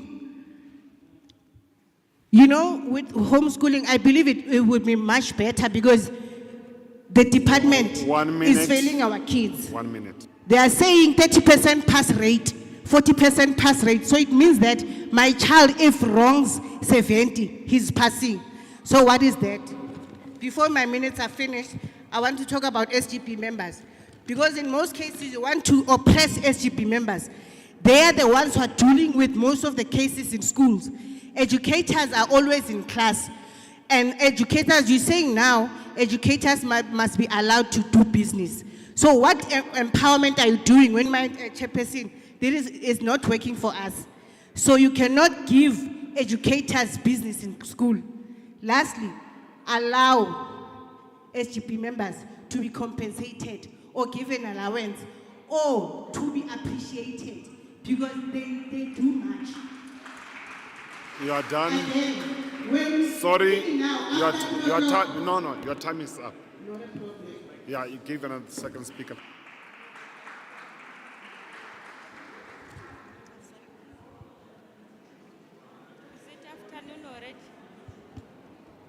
Good afternoon, everyone. My name is Kidibone Elsindoweni. I'm going to talk about clause 2 for grade R as a compulsory. Yes, I agree if the grade R will go to school at the age of 5 years. Because if it's less than 5 years, that child is not ready for grade R, especially if they are not emotionally ready for school at that age. They must amend 5 years and above. And then I'll go to clause at home. Why don't they give those pregnant teenagers at school to be encouraging a lot of teenage pregnancy in our country? I saw an article where they mentioned in a small child who was 9 years, they say she's the youngest mother in their country. So you want that thing to happen in our country as well? Please, I feel pity for the parents. Even myself, I have 2 girls, and I'm scared. My first child is grade 11 when she comes back, because I don't want to go and sit at the corner at school waiting for my child to come back home. It's like I'm learning as well. 1 minute remaining. So, please, can you allow the pregnant learners to be educated at home? And so I won't go to school anymore. So I can even go to private school, we don't mind, but in public schools, please no. Thank you. Next speaker, please.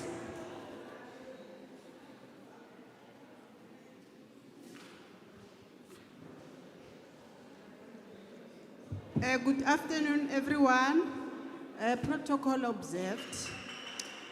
I'll just mention a few points which I won't mention the clause, but it's already here. We support the one which you say SGB can be nominated even if the child is not in school. It's a good one. The second one, teachers must allow SGBs to govern the school. I see now it's like the way the clause is saying, you are dismantling the governing body. HODs must first oversee, but I know the educators must not interfere a lot. They must work with the SMTs of the school. That is the point. And I haven't heard in our... My name is Pumzile Gama.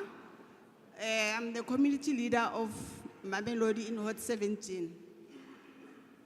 So, the one with the corporal punishment, yes, it should be abolished. We have debated that long ago while I was still in school. Lots of kids have run away from school, have dropped out because of corporal punishment. So we agree that let not be a corporal punishment, it must be abolished. And then the last one, I haven't heard you talking about the bullying. Bullying in school. Really, we get our kids, they are committing suicide because of bullying. It should be addressed. It's a serious one, the bullying in school. And the one which we are supporting is that the languages in the school nearby 1 minute remaining. must be 1 minute. The languages, all the languages in the residence or in the ward, they must accommodate all the languages. I thank you. Next one, please. Thobela ke khotso. Le kae? Nna ke nna Henry Maribe, ke nna mo Ward 33, gona mo le mo teng mo ke ole ya rena re berekisang metlheng. Nna mona ke tlo support a bill. I'm supporting this bill 100%. Hona le nngwe chairman o boletse ka yona ya hore ko SGB o nyaka ba le ba di aviation ba khono tsena hore bana ba rena ba ye somewhere. Ke dilo tse le hore mmuso o mola singlo wa ba teng le batho ba teng le ba di tswaleletse hore di ska fitlha mbaneng ba rena. Khona ba nonge MEC Matumechulwana na bula sekolo ka mo le Thabong so specialize ka maths and science and ICT. So ra bona hore bill e tlo risa somewhere. Thank you ka leboga a shi submission yaka. Next one, please.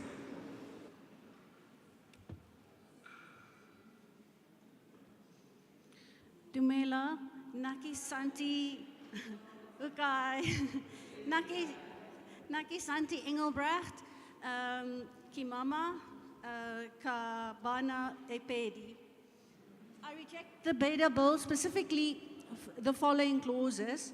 Clause 2 makes grade R compulsory in the year within which the learner reaches 6 years of age.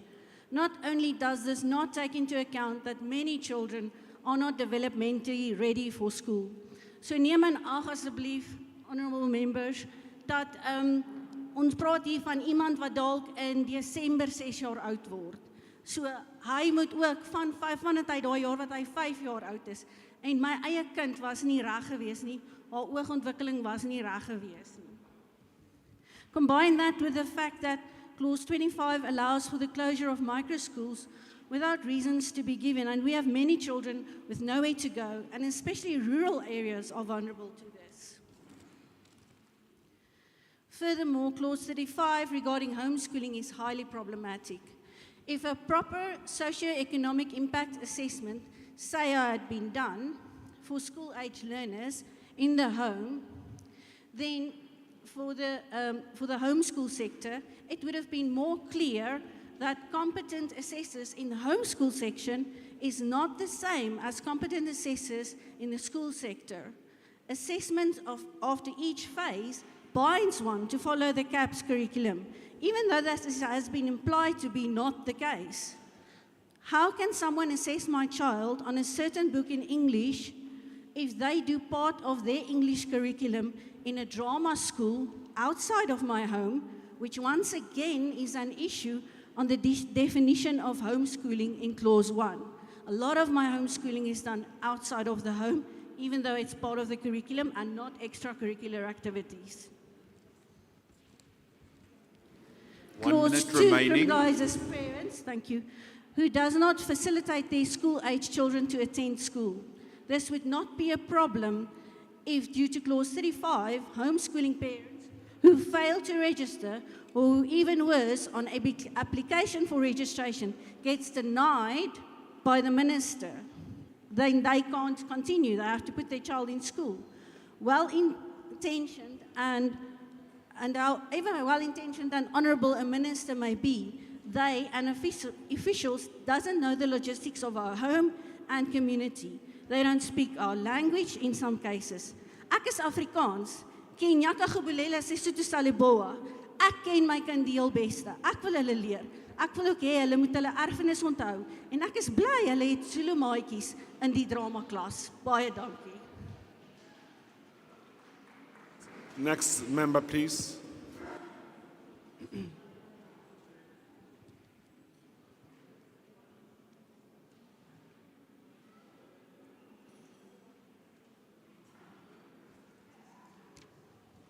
Good day, everyone. Goeiedag, Dumelang. My name is Yolandi. I am an adult art teacher, but I'm also a mother and a homeschool mother. There are two great motivational mindsets here today. The one is the spirit on which the new South Africa was founded. Human rights, celebration of differences, respect and empowering of all individuals. The other mindset that I hear today is that of the classroom bully, the leader without empathy, the BELA. I want to urge you here today that history is made by individuals. So in this great spirit that I am bringing, I'm bringing my submission, hoping that we will be guided by this higher principle.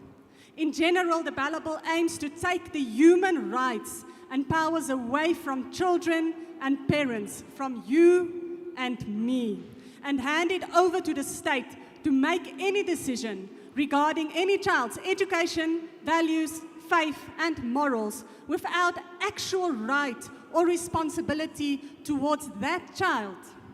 In clause 39, the guidance with pregnancies are taken away from parents. Tell me, what if the teacher was the perpetrator? What will happen to that child? What advice will she be given? You decide. In clause 25, the closing of small schools, the rights for children to do life with their families in their communities, getting personal attention in education, those rights are now stripped. The money for the small schools are now paid for the transportation companies. I say, if there is money for transportation, there is money for small schools. 1 minute remaining. Clause 2. The BELA also adds a punitive clause that parents not subjecting their children to the state's idea of education should be jailed. This tyrannical clause completely strips the child of their right to even be with their mother and father. Absolutely cruel towards women and children, and completely irrational. Clause 35, sorry. The right to home educate, parents' right to home educate their child upon choosing their own approaches and curriculums are taken away, forcing them to be asked permission from the HOD to do so, also forcing them to use specific curricula and being used as forced free labor. How is that? Consider the following. This infringes on a child's judicial right that the final decision regarding the interest of your child is not to be made by the HOD. If there is someone outside of your household that has to make Thank you such very a much. decision, Your time is finished. Please make a physical Okay. submission. Thank you. Sorry? You are done. You are done. Thank you very much. Thank you. Next one, please.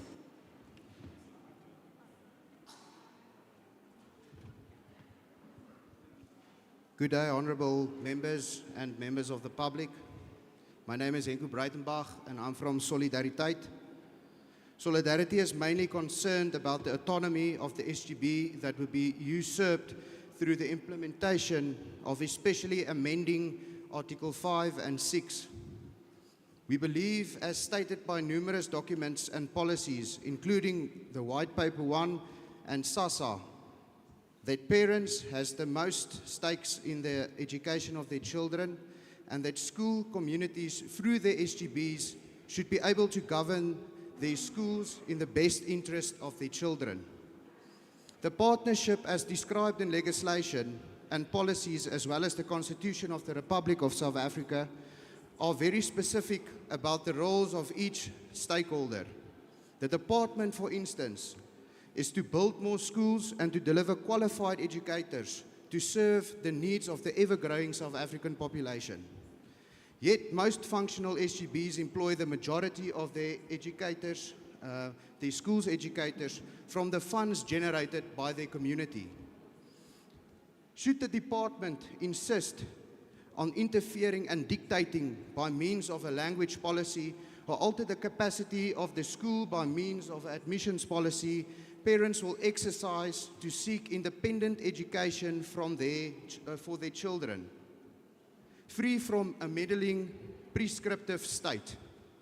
Above mentioned will not only change the working conditions of educators one-sidedly, but may have a negative effect on funds available to employ such teachers and to renew their contracts. Not only are the educators' jobs in jeopardy, but the quality of education due to the amount of learners having to receive this education is limited. The BELA bill is an attack on functional schools. 1 minute remaining. It is an attack on the autonomy of the SGB. It is an attack on Afrikaans as a medium of instruction. It is an attack on the quality education and the attack on the teachers who may lose their jobs or may be forced to work in very difficult circumstances. Therefore, we reject this proposed bill in its entirety. Thank you. Next, you may submit there, please. Next one, please.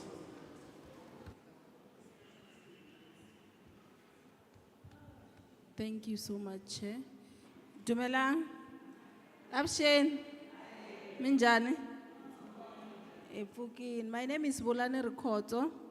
I'm here to represent myself as a mother. I'm here to represent the community, Soshanguve. I'm also here to represent SARA politics. There are a lot of things that I wish I can say or discuss, but I've seen the chairperson cutting people off because of time. My wish is that because this affects our children, this affects the future of South Africans, we should not give it one day, Chair. I honor the time that you took to come and engage with us as parents and also as communities. But the future of our children does not need 11 to 3 to be decided. So I'm standing here just to talk about Clause 4, among many other things, that says that a parent may, if he or she wishes and subject to a few conditions, enroll a child at a school to start attending grade R at a younger age. I'm a mother to 4 boys, and we have seen each and every single January in this Gauteng, to be in particular, how children struggle to get into school. We've seen children without textbooks. We've seen children without classrooms. How is the Department of Education going to be able to cater for children? As a parent, I want more for my kids. If now we decide in this hall that we are going to be taking our grade 4s into, our 4-year-olds or our 5-year-olds into grade R, how is that provision going to be made while we still struggle with classrooms? While we still struggle to place children in January? I submit. Thank you. Next and last on this queue.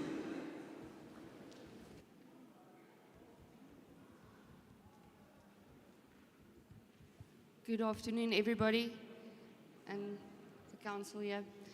There's one thing that bothers me, and it feels like this is a slight overview of the complete bill, and the issues that is really troubling us is omitted, or it seems like it's not that bad.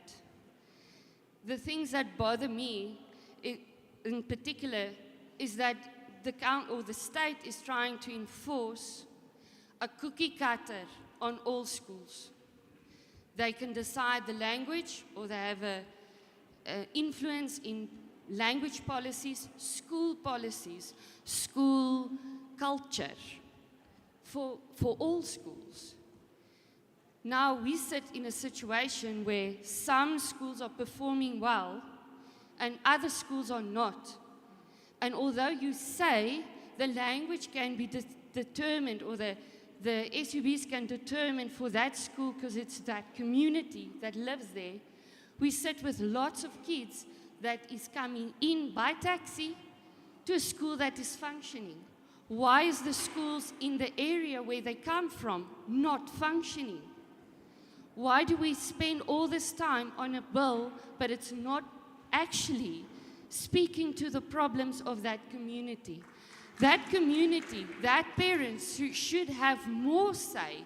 The teachers should be able to get rid of people that is endangering the kids' lives, making school difficult, making it difficult for kids to learn, and preventing or helping parents that they don't have to put their kids in a bus for an hour to another school because this one isn't working. Thank you. You may submit.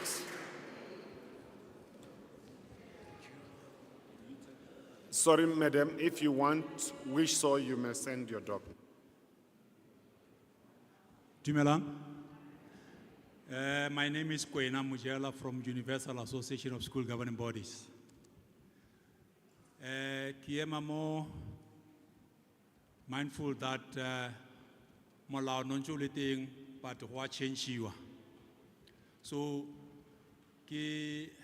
firstly ke supporter gore molao o tswelele pele because you know ki only one thing e le gore ke bona e le bo ka re tla ba mathata mara after chief director I clarify ke nagana gore we still have chance to submit whatever tse leng gore ke na le sona se leng gore a se teng ka mo sa bolelwa ke tla dira submission go tshwanetse. So I support the bill. Thank you. Next speaker, please.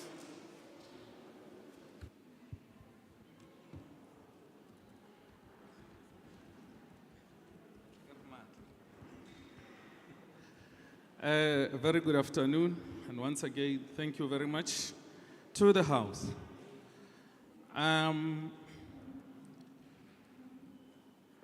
The organization that I'm representing is called Universal Association of School Governing Bodies.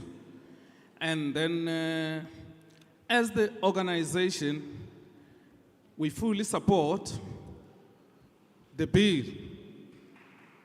By so saying, if you look at everything else that has just been said, and it also say to ourselves, as long as the school governing bodies, they still got the right to formulate and amend policies. That on its own, it gives them the power to say, let's make sure that things at the school, they are run in such a way that they do understand. And as for some argument that I hear that talks more about the homeschooling, I say at some stages, we as the parents, we actually depriving our children their own rights. The very same child that you keep in your own house, at a later stage, she or he need to mix with the other peers who are also part of the society, because it will be proper to see my child being able to can play around with the child next door, but we might be varying because of the color of our skin. But at the end of the day, we are all the children of South Africa, and we must enjoy the freedom of being the South Africans. I thank you. Next community member, please. Ngiyabonga Andrew Mahlangu from Universal Association of School Governing Body. Ngithi le bill is long overdue because it speaks to the demographics of South Africa. So I fully support the bill. And lendaba ye homeschooling, I see you because it defeats the notion of social cohesion. So we are saying, Guti, my regulating your homeschooling, because what will happen to the same child, lo muntu ba am supporter for homeschooling, angasabe khona. Then lo mntwana fanele abuyele futhi esystemini, so yazi njani so track kanjani into le iprogress yakhe. So enye futhi HOD nimnika umsebenzi omningi man. iyekeni procurement sibonile ukuthi kwenzakaleni when we centralize the procurement. Ngiyabonga, ngiyayisupport le bill. The next speaker, please.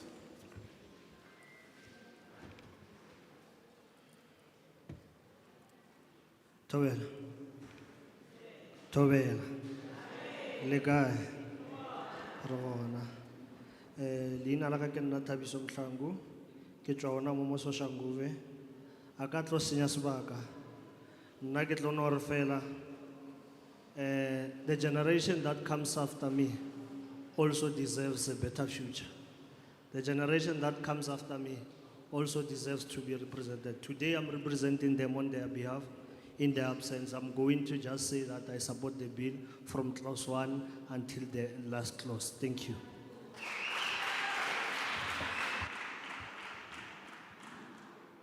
Next speaker, please. Tobela, Legai, Rona Matibedi wa Midupi, I stand here as a proud member of South African Principals Association. And I want to say that we as South African Principals Association, we support the bill, in particularly clause 2, 4, 5, and 7. But I just want to bring something to your attention with regard to clause 7 only. It has been proven that children develop differently at different ages. So if we allow learners to go into formal schooling in grade 7, it will assist in the following. Number 1, parental involvement. Parent will be involved if the child is starting a formal education at an early age, reinforcing the constitutional emphasis on partnership between parents, educators, and the state of education. The other one is holistic development. When the child starts school, formal school in grade R, then we know for a fact that issues such as cognitive levels will be addressed. And we know for a fact that emotionally and psychologically, the child can be supported. The other one is preparation for formal education. It acts as a transition into the formal phase, easing children into the formal education system, supporting the constitutional objective of progressively realizing the right to education. Early intervention, when the child is in grade R in a formal system, it will be early intervention, meaning that it is easier for the school and the parents to see and underline the challenges that the child might face, instead of only realizing those challenges when the child is in grade 1. The other one is that when the code of conduct is aligned with the community, please take note that it assists the school to be part of the community. As a result, the school will understand the objectives of the community, there will be a partnership between the school and the community. One and the minute school left. will definitely belong to the community. I thank you. Next speaker.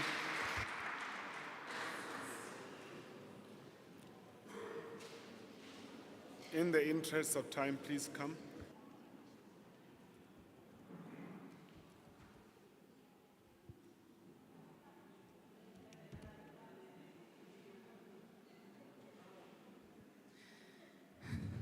Hello and thank you, Honourable Portfolio Committee on Education, for the opportunity to comment.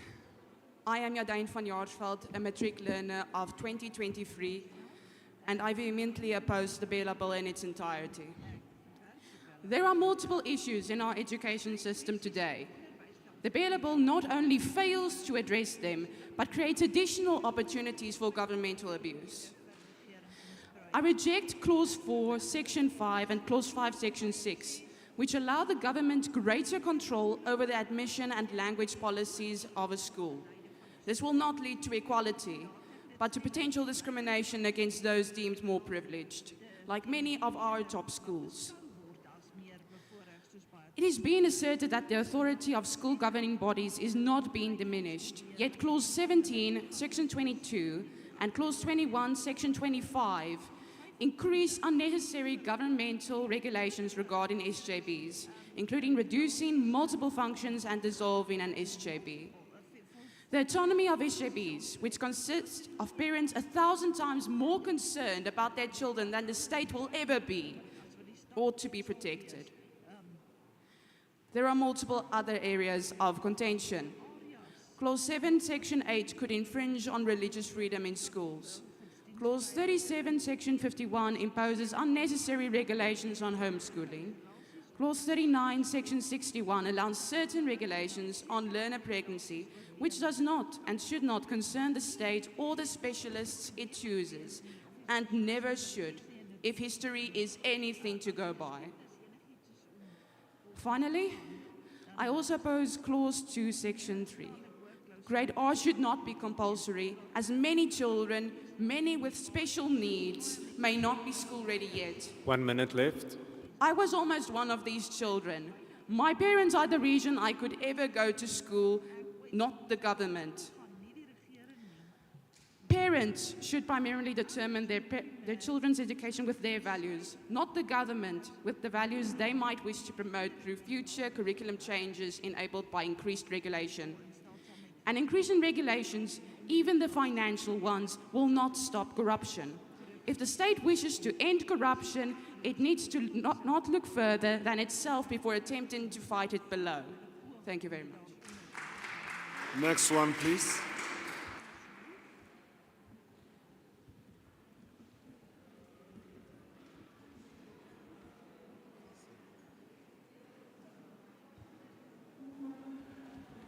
Dumela, Chairperson. I want to test something. Amanda, did you hear that? This is what we call the democracy. South Africa is a democratic state and not a socialist state, not a communist state. My name is Apostle Matlouslepe. I'm standing here as a parent. I'm also standing as a pastor. I'm also standing as ACDP. I've got few points that I just want to address. Number one is the issue of the grade R. I don't have a problem with the introduction of grade R.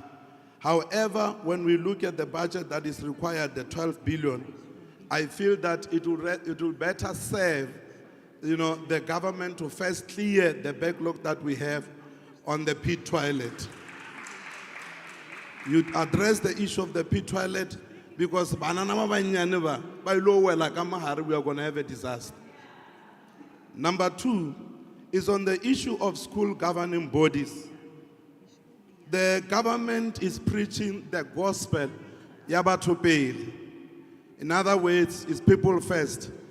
And so if we are saying that Batopeli is a principle that we adhere to, and then want to take away the powers of the SGB and centralize them in a HOD, we are completely going against the same principle that you want the people of South Africa to adopt.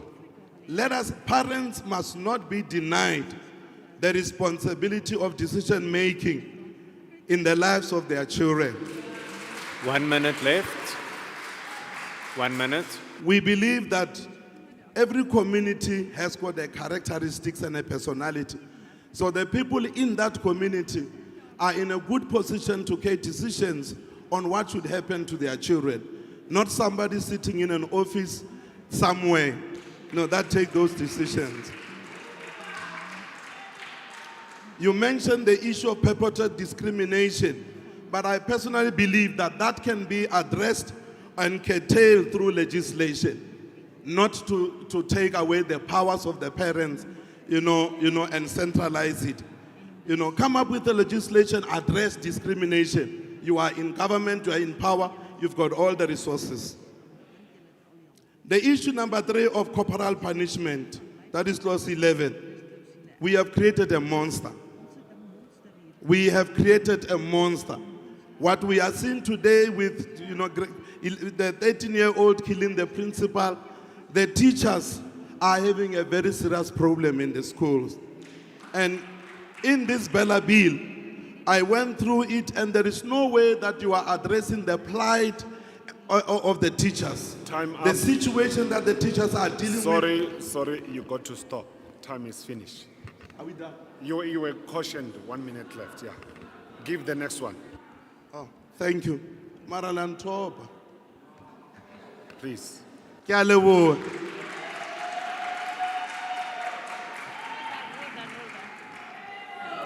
Ke a le dumedisa, dumelang sanbonani. Good afternoon. My name is Pamela Zulu. I'm from the ACDP. I reject the BELA bill because this is an abortion bill.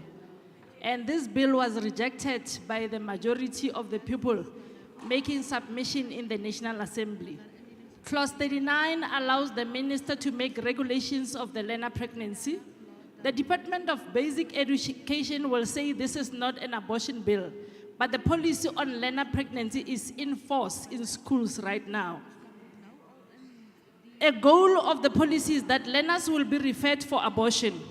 The policy says that, I quote, the goal of this policy is to reduce the incidence of a learner pregnancy through the provision of quality, comprehensive sexual education and access to sexual reproductive health services, including access to effective contraceptive technologies or as necessary to obtain abortions. So girls are being referred for abortions now. ACDP rejects this and says abortion is not a solution for learner pregnancy. The principles in the ACDP submission on learner pregnancy are as follows. We say girls are not the problem. Boys and men are the problem. The BELA bill must focus on stopping the men and boys making girls pregnant and making pregnancy their problem, not the girls a problem. Prevention is better than cure. ACDP says set up special police units and courts to prosecute raping educators and sugar daddies. Boys, educators, and sugar daddies who make girls pregnant must face a financial life sentence. They must be identified through paternity tests 1 minute and left. forced to pay child support for life. 1 minute left. I ask that to remove clause 39 and replace it with a new clause on learner pregnancy. I support the ACDP submission and ask that a new clause be based on the ACDP principles. Thank you.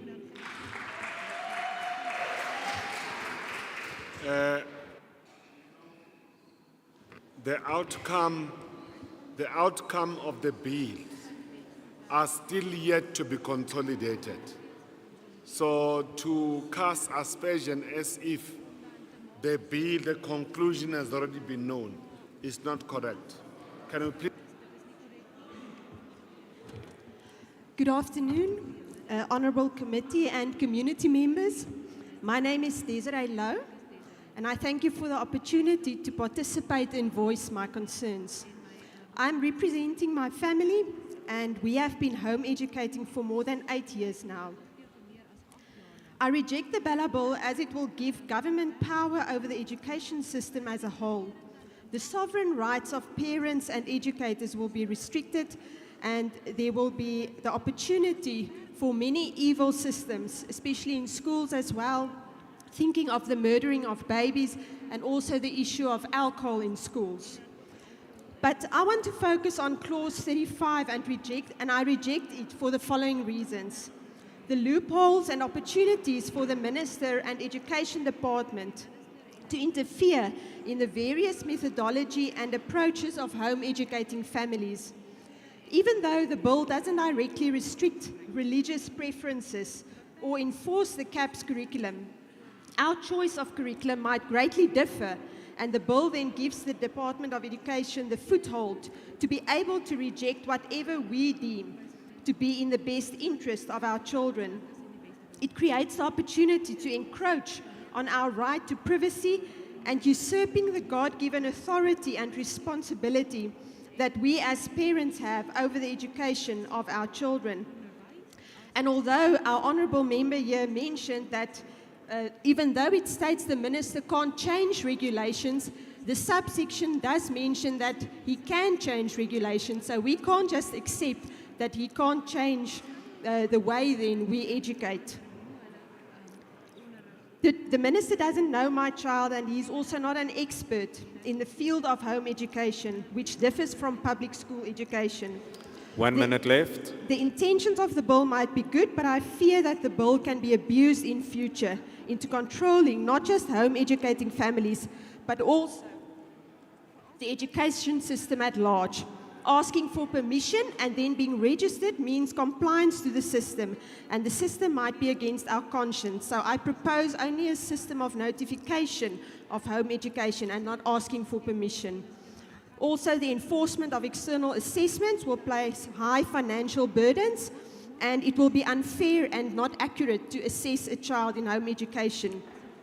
I propose further research to be done in the area of home education in South Africa, and also collaborating with organizations like the Pestalozzi Trust, who has had many years of experience in the field of home education. Thank you.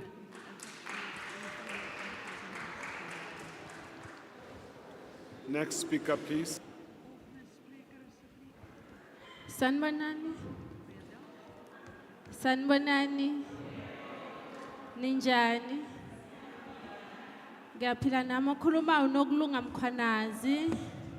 Ngiqala ngokusupporta nje iphuzu elithi ingane zethu zifanele ukuqala ijeni yokuya esikoleni ku grade R. Ngiyasupport impela. Bese ngiba neconcern ukuthi ngizwe bethi kumuvo womzali ukuthi if ubona ingane yakhe no 4 years ngathi ilungele ukuya esikoleni ubese uyithatha uyisa ku grade R. Kwangathi bebangacacisa kahle lapho ukuthi ubani o responsible for i-safety yaleyo ngane ye 4 years eku grade R, because la emphakathini after school uthola ingane yala imaji ilema extension isilahlekile ayikwazi nokuchaza ukuthi ingibani ingiyakuphi, uthola sesiba nenkinga khona lapho. Abazali ngenxa yokuthi asinamali okubhadalela ingane zethu ama crash, sinede nje sezwa ukuthi umnyango uthi ingane azihambe zilungile ukuthi zingaya ku grade 1, ngase ngithathe yami ngemikisa ku grade R ngingakabheki ubu safe nokuthi izophepha kangakanani. Bese futhi angazi ukuthi ku right ukuthi ngakhuluma ngako la, but if akukho right nizongitshela nizongithulisa. Indaba ye home language ezikoleni, angazi ukuthi uma umnyango uyihlela uke wabheka na ukuthi sikhuluma ngengane la, asikhulumi ngomuntu omdala ose amachode emqondweni. Ngicela nje ukwenza example, ubheke ingane uyifundisa ngesizulu imath na life skill, bese ufika ku grade 4 usuthi manje ayishintshe lokho akade kufunda olalongo kuba usale manje kuba isilungu. Ngibona ngathi manje si confuse ingane zethu nesaba destroyer. Ene umbuzo wami uthi ingabe ngapha etafuleni bake baba seclassini na ukubona ukuthi abothisha bafacana nani uma ngabe bazobeka lo mthetho wokuthi ingane zethu mazingasashaywa. Sibona abothisha kungibo manje abajampayo ingane zethu mazithi jump, bona kumele ukuthi bathi how high. So ngifuna ukwazi ukuthi ingake bake baspenda the whole day baseklasini babheke lezi ingane babuka le behavior before bayenza lo mthetho lo. Ngiyabonga. Next one, please.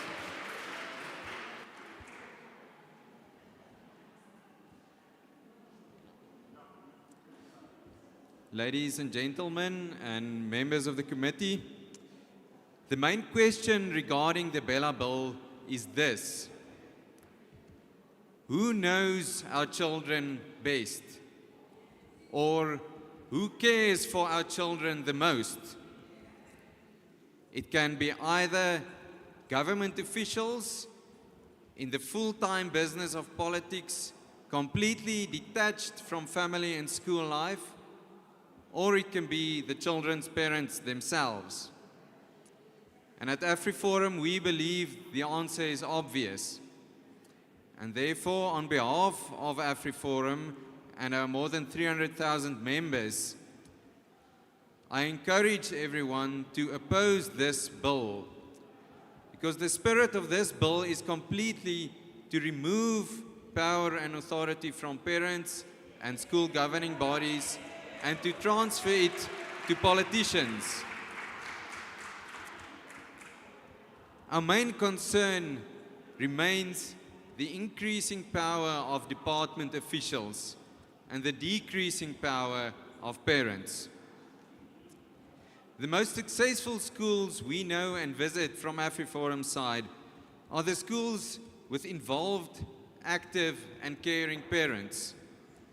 Their enthusiasm drives and inspires the staff members and learners to excel. And this is not by accident, because it is in accordance with the God-ordained responsibility of the parents. Therefore, parents should have more powers to get involved via the democratically elected school governing bodies, not less. Also, in the light of recent statements made by various members of the ruling party, we regard the proposal that provincial MECs should have the final say about schools' language policies as a direct attack on Afrikaans single medium schools and an indirect attack on mother language education in South Africa in general. Therefore, I would once again urge the members of this committee to refer this bill back to Parliament and say it is completely unfit to be implemented as a law in South Africa. Thank you. Next one. That's not our task. Our mandate. Next one, please.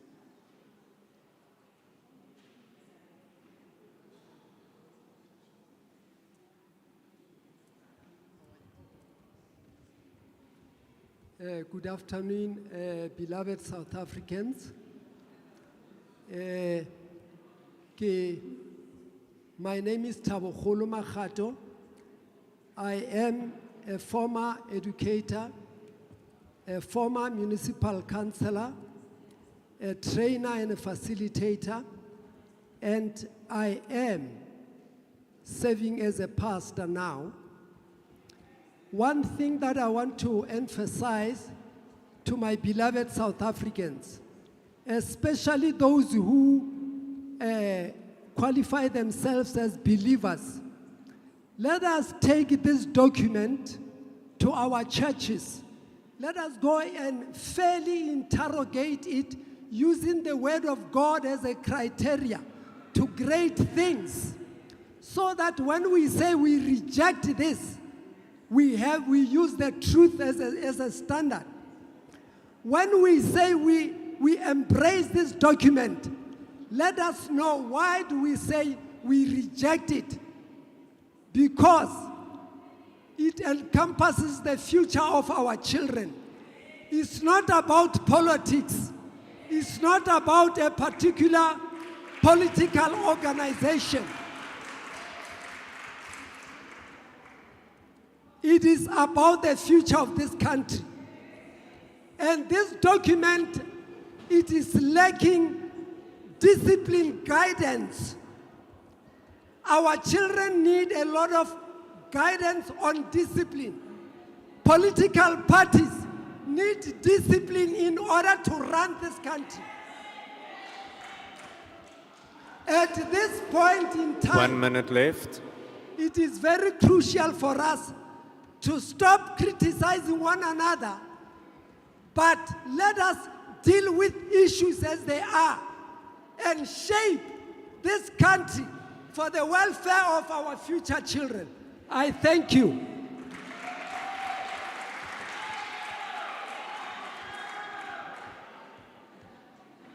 Start, please.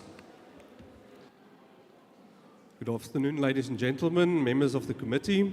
I'm the CEO of the Solidariteit Skoolondersteuningssentrum. In 1994, South Africans expected a new South Africa where their rights, language rights, cultural rights would be protected. And that is also in line with the motto of South Africa, which states unity in diversity. Only in the past 10 years, 1 in every 6 Afrikaans schools became English-only schools. 200 schools, only in 10 years. These schools didn't become isiXhosa or Sepedi or isiZulu schools, they became English-only schools. Indigenous languages are not promoted in these schools. With this case study, it's absolutely clear that the government is not serious about mother tongue education. And it shows clearly the direction that we are aiming at. The proposed amendments in the BELA bill, especially in section 6, grants the HOD power to decide, direct and inform schools to change their language policy. Clearly, this is a clear violation of the Constitution and the original meaning of the SA Schools Act. The SA Schools Act should be promoting a partnership model between the community and the state. This is not unity in diversity. This is unity in English only. The Afrikaans community is extremely serious about this issue. We have 20 organizations representing more than 570,000 households in South Africa, which signed a public statement stating that BELA is a breach of the 1994 settlement. 1 minute left. And should this BELA bill go through, it should be a breach, a permanent and irreparable breach between our community and the state. Communities should be able to decide on the language of learning and teaching of their communities and their schools. We have public schools, not state schools. In the previous government, before 1994, we had state schools. Now we have public schools, which grants the community power to decide on what is the best for their children. Clearly, these principles are not in line with the original principles of our Constitution. I reject the bill in its entirety. Thank you. Salagatle. Next one, please. Sorry, Chair, through you. Can I just request that everyone keeps their voices down? There's a lot of noise and we're trying to hear the speakers. Thank you, Chair. Dumelang. O eme mo pela le ke vele mina le khwabe. Na se ke batlo bua le lona se chairperson ka part of this BELA bill. Ke taba ya registration ya bana. Yes, you are talking good, saying a child of 5 years should go to grade R. But what happens, because here around Tshwane, we are struggling with the online registration. At the end of January, Ugranwana and 12 to 15 days as an attendee because that child is not placed.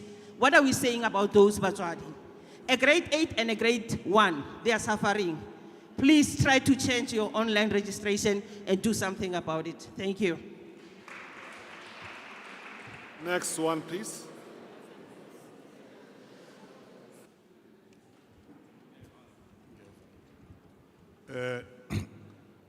Sanibonani. Bayete. Ngiyabonga my honorable chairperson. Inkosi ufana impele lokhuluma from Mamelodi. Gauteng Provincial Organizer of Royal Leaders of South Africa. In short, the Contralesa. We support the bill, chairperson. Esa makosi, sizocela ke department within the bill. Ukuthi samakosi, we want to play a role in schools, especially in school governing bodies, because of lo mntwana lo odubule uprincipal. Akusuye kuphela kunabantwana abaningi bahlukumeza ama educators wabo. But esikoleni they can't deal with the matter in school. Now sifuna samakhosi ukuthi when we find iproblem enjengale, we invite abazali ngasemshade, we deal about the matter out of school. I think that can assist because of amakhosi, samakhosi, we are ready to assist the department, the education, and also the school governing bodies. Kune speaker na ubonisa ukuthi some other school governing bodies bayacindezelwa. Of which is true. Some bengulut mangibabonisa ngithi thebulani le ndaba le ku department irespond mayibuya, but no impendulo ayisingendlela bekufela ukuthi ibe ngawo. That's why siyacela samakhosi cela ukuthi we want to be a part of all schools in South Africa to work with school governing bodies. Ngokusho njalo ngiyabonga, I submit my chairperson.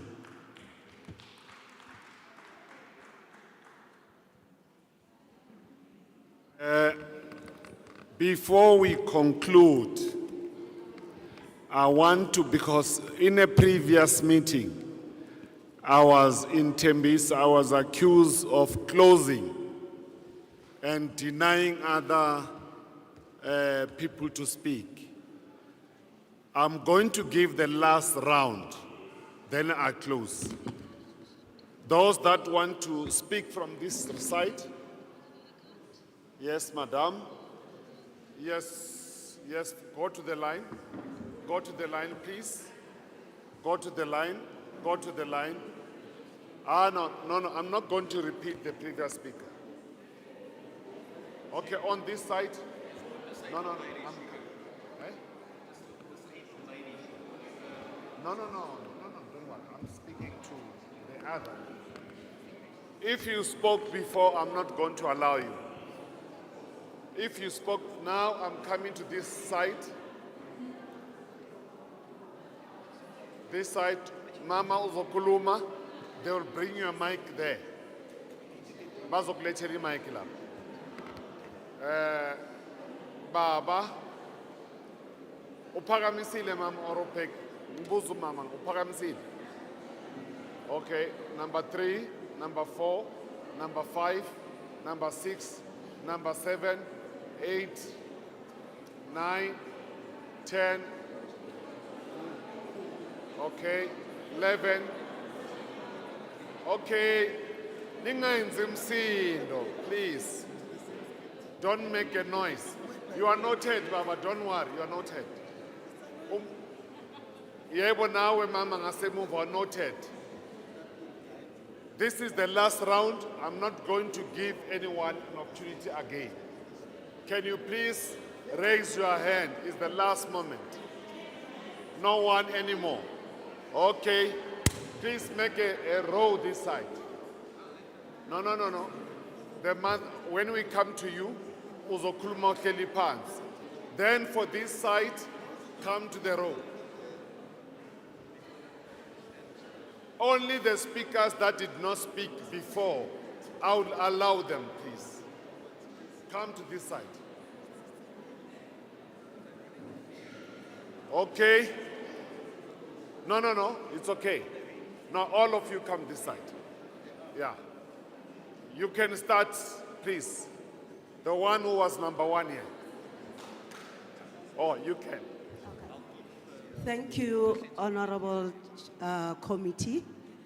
I'm standing here mandated by the National Association of School Governing Body, got the mandate from our national office on behalf of our General Secretary, Matagan. The National Association of School Governing Body agrees with the bill. I think we've already submitted our amendment where we would like the bill to be amended. Thank you. I wanted to make that clear. Number 2. Thanks.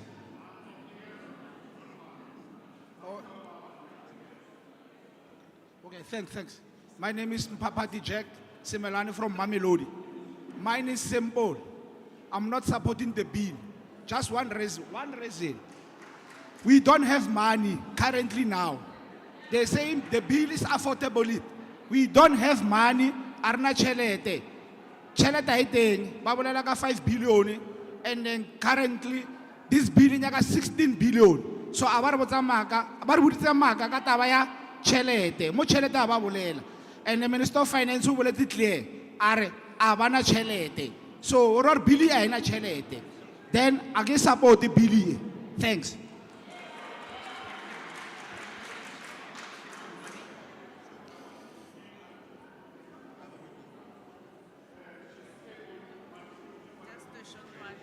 Abled, but differently abled. You.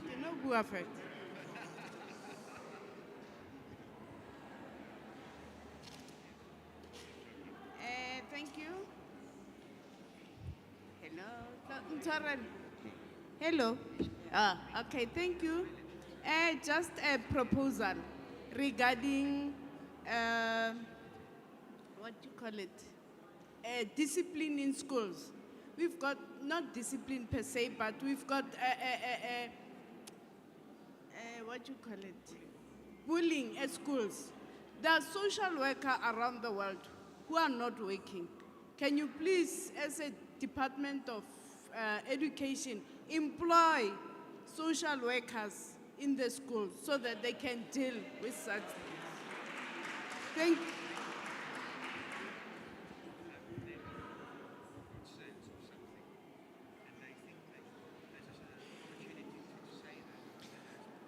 Good afternoon. So yeah, I don't think there's much new to be said. I strongly oppose the bill. I would oppose any bill that gives more power to the HOD and the government and less power to the parents. There's no way the government or the HOD understands better what my child needs than myself. So I can go into all the details, but I think everything's been said. But there's some things that they should just stay out of. Interfering with the language policy, totally out of the question.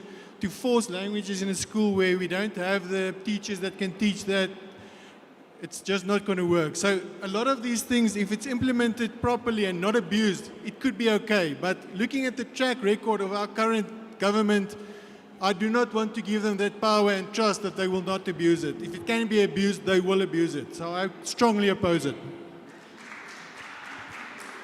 Next one, please. Good afternoon, committee members. Good afternoon, community. My name is Neville Swartz, and I represent my family.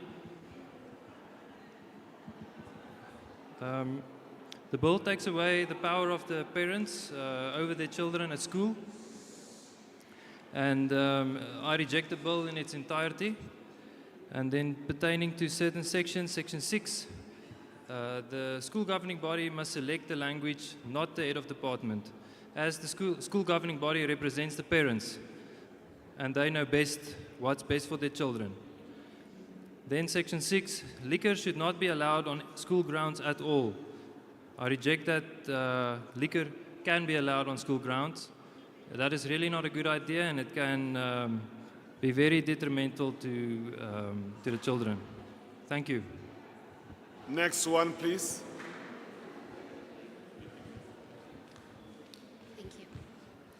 Good afternoon, everyone. My name is Blessing Apane from Olivenhout-Bosch under Ward 77. So I personally do support the BELA bill. Thank you. Next one, please.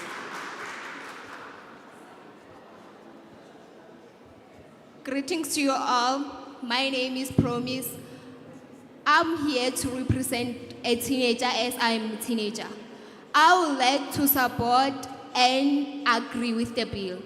I would like to add some point on clause number 9, the one speaking of pregnancy. We are not encouraging teenagers to be pregnant. We must also encourage teenagers to use contraceptives to avoid pregnancy. And we must also encourage teenagers to abstain from having sexual intercourse at an early age, because we don't want to improve pregnancy. We don't want to increase the rate of pregnancy in our country. This is our future. Let's fight for it. Thank you. Next. Thank you, Honorable Member. Dumelang community. Ki Jimmy from Go 77, Go Centurion. Re support a BELA bill by force. Amanda.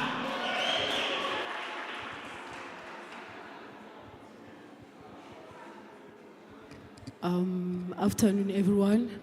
My name is Vindo Kwezi from Oliven Development Association. I'm a child and youth care worker. As I'm here, I'm about to talk about the ones that say Section A. Section 8A, it says, where it talks about alcohols, guns, and weapons at school. I think at school they should, let me say, they should support children not to come at school with guns, and we have to have protection at school because we loss of learners in every province.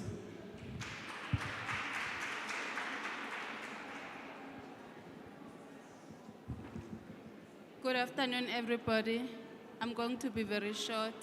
I reject the BELA bill because parents knows best what your is name, right please. for their kids. If a parent decides they want to homeschool their kids, they should have that right because they know what is. Children are not the same. Each and every parent knows what is good for their kids. They should have their rights, and working together with teachers, school governing body and parents, they can take a child very far. Thank you. Sorry. Wait. Sorry. What's your name? Your name on record, please. My name is Pilar Riba. Inkomo lwabulabula kwiketlani wakamathebula and sukanere a Winterfeld a hot 9. I'm a parent, student activist, etc. Man, this bill to me it's emotional. I never thought us having fought so much for education, our parliamentarians, you'll come with such a policy in our lifetime. Because here, what you are trying to do, you want to take the powers of the SGB and make them school committees. And we have passed that thing. The only thing here is the compulsory education for grade R. That one I support. But the rest, I don't support because you are trying to take the powers of the parents. And lastly, what you should be concerned about is to bring funds in the township. Bring funds, money, budget to the township so that people must not go to former Model C schools. Amen. Kisang budget go township. Little dala.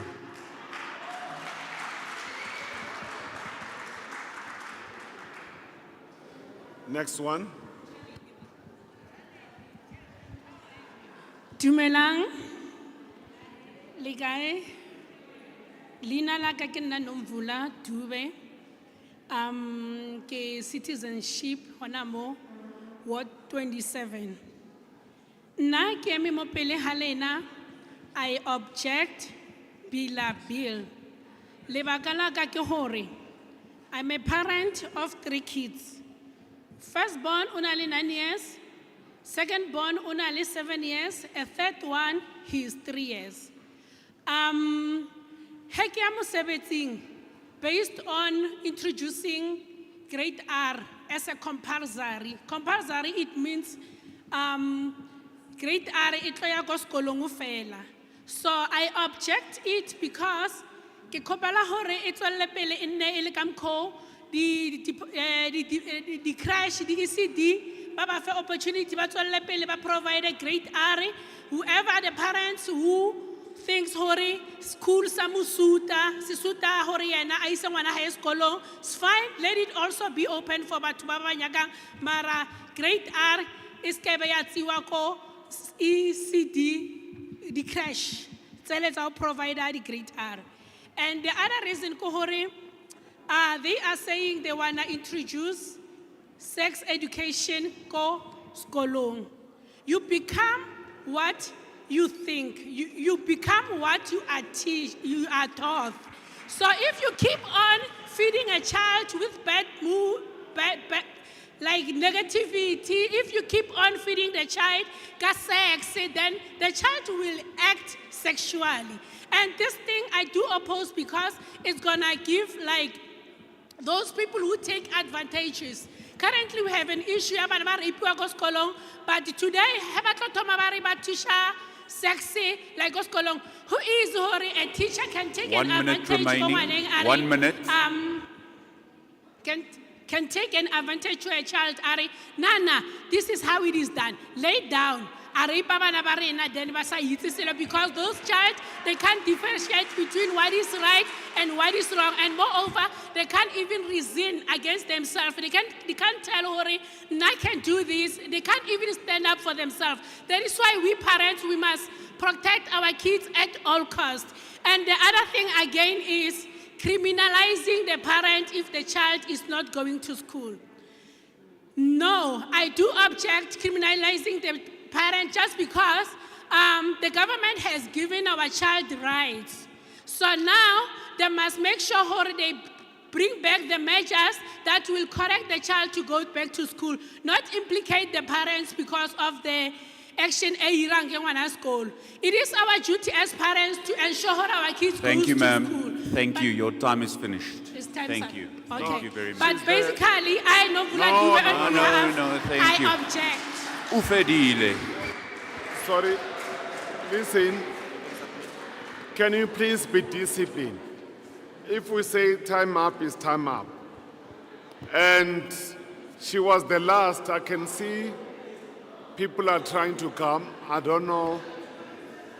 No, I'll make that discussion, please. Okay, you may proceed then.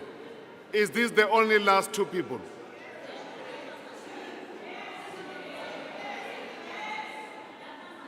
Okay, ninga share, ninga ncedisi. Okay. So I'm advised that the person wearing the t-shirt, white one, spoke earlier and it's on record on camera. Mama, angizange ukhombe ufunani manje? Sorry, madam, I didn't point at you. I'll allow you. You are done. But, okay, Mama, hello? Okay, come, you'll be the last. You'll be the last. I'm not going, please, she is the last community. I'm not going to allow anybody.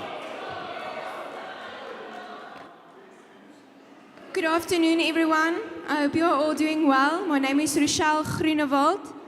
I just want to say I reject the BELA bill fully. From Sector 6, the school governing body must select the language and not the head of department. Since we are all South Africans and we all stand for unity and diversity, and if we all adhere to only have specific languages in our school and we must comply and only learn those languages, how are we still embracing diversity? From Sector 8, liquor and drugs should not be allowed in schools on school grounds at all. This is not acceptable. How are we supposed to display good morals to our children if we are allowing if we allow alcohol and drugs on our school premises at all?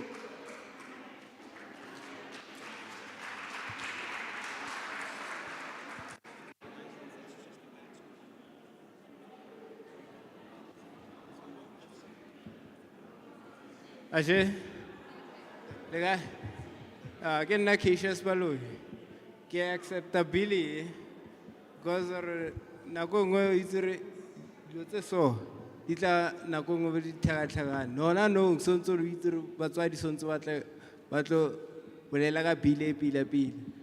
This bill e ela to the future and le bana ba tlang go mora wa reng, because nona no re tloela ba bangwe ba na le batswadi itse re le rena re na le bana sontse re discuss ka yona. Amen.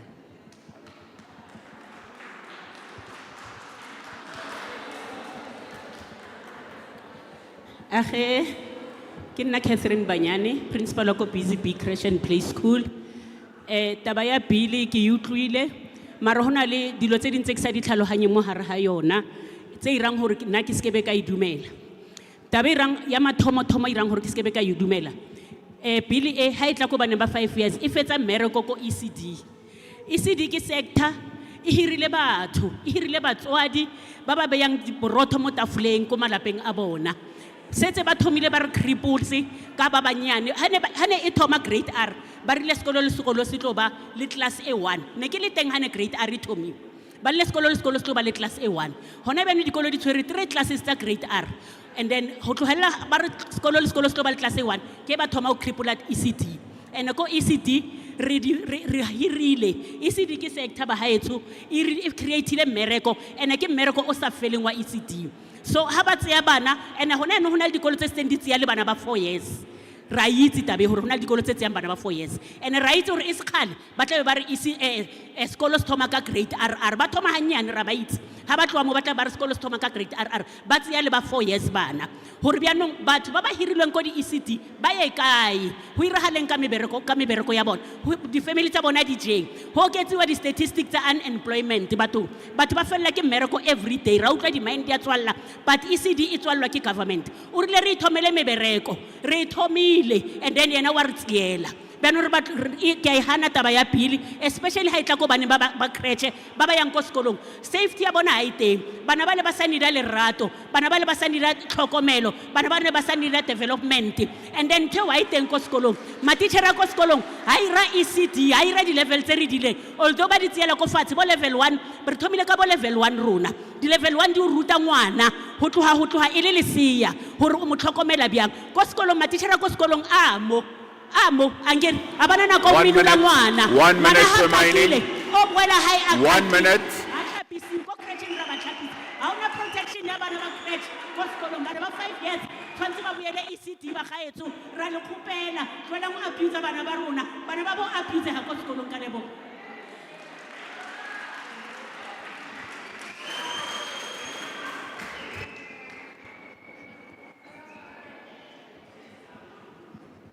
Now we came to the conclusion of our public hearing.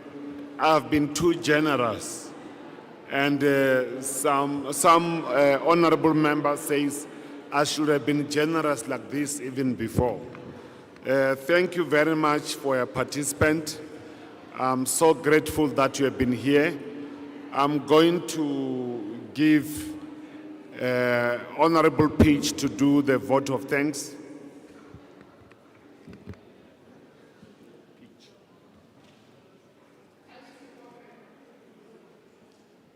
Thank you very much, ladies and gentlemen.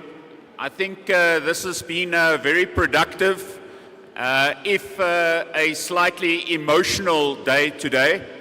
I want to thank each and every one of you for making very credible and accurate submissions, and I thank you for being part of the public participation process as indicated in the South African Constitution. Thank you very much as well to my fellow colleagues in the committee. I really appreciate that. And I give over to the chair. May I ask Honorable Musito to close the meeting? Thank you, Chairperson. Let me take this opportunity to thank everybody who attended. The meeting stands adjourned. Thank you.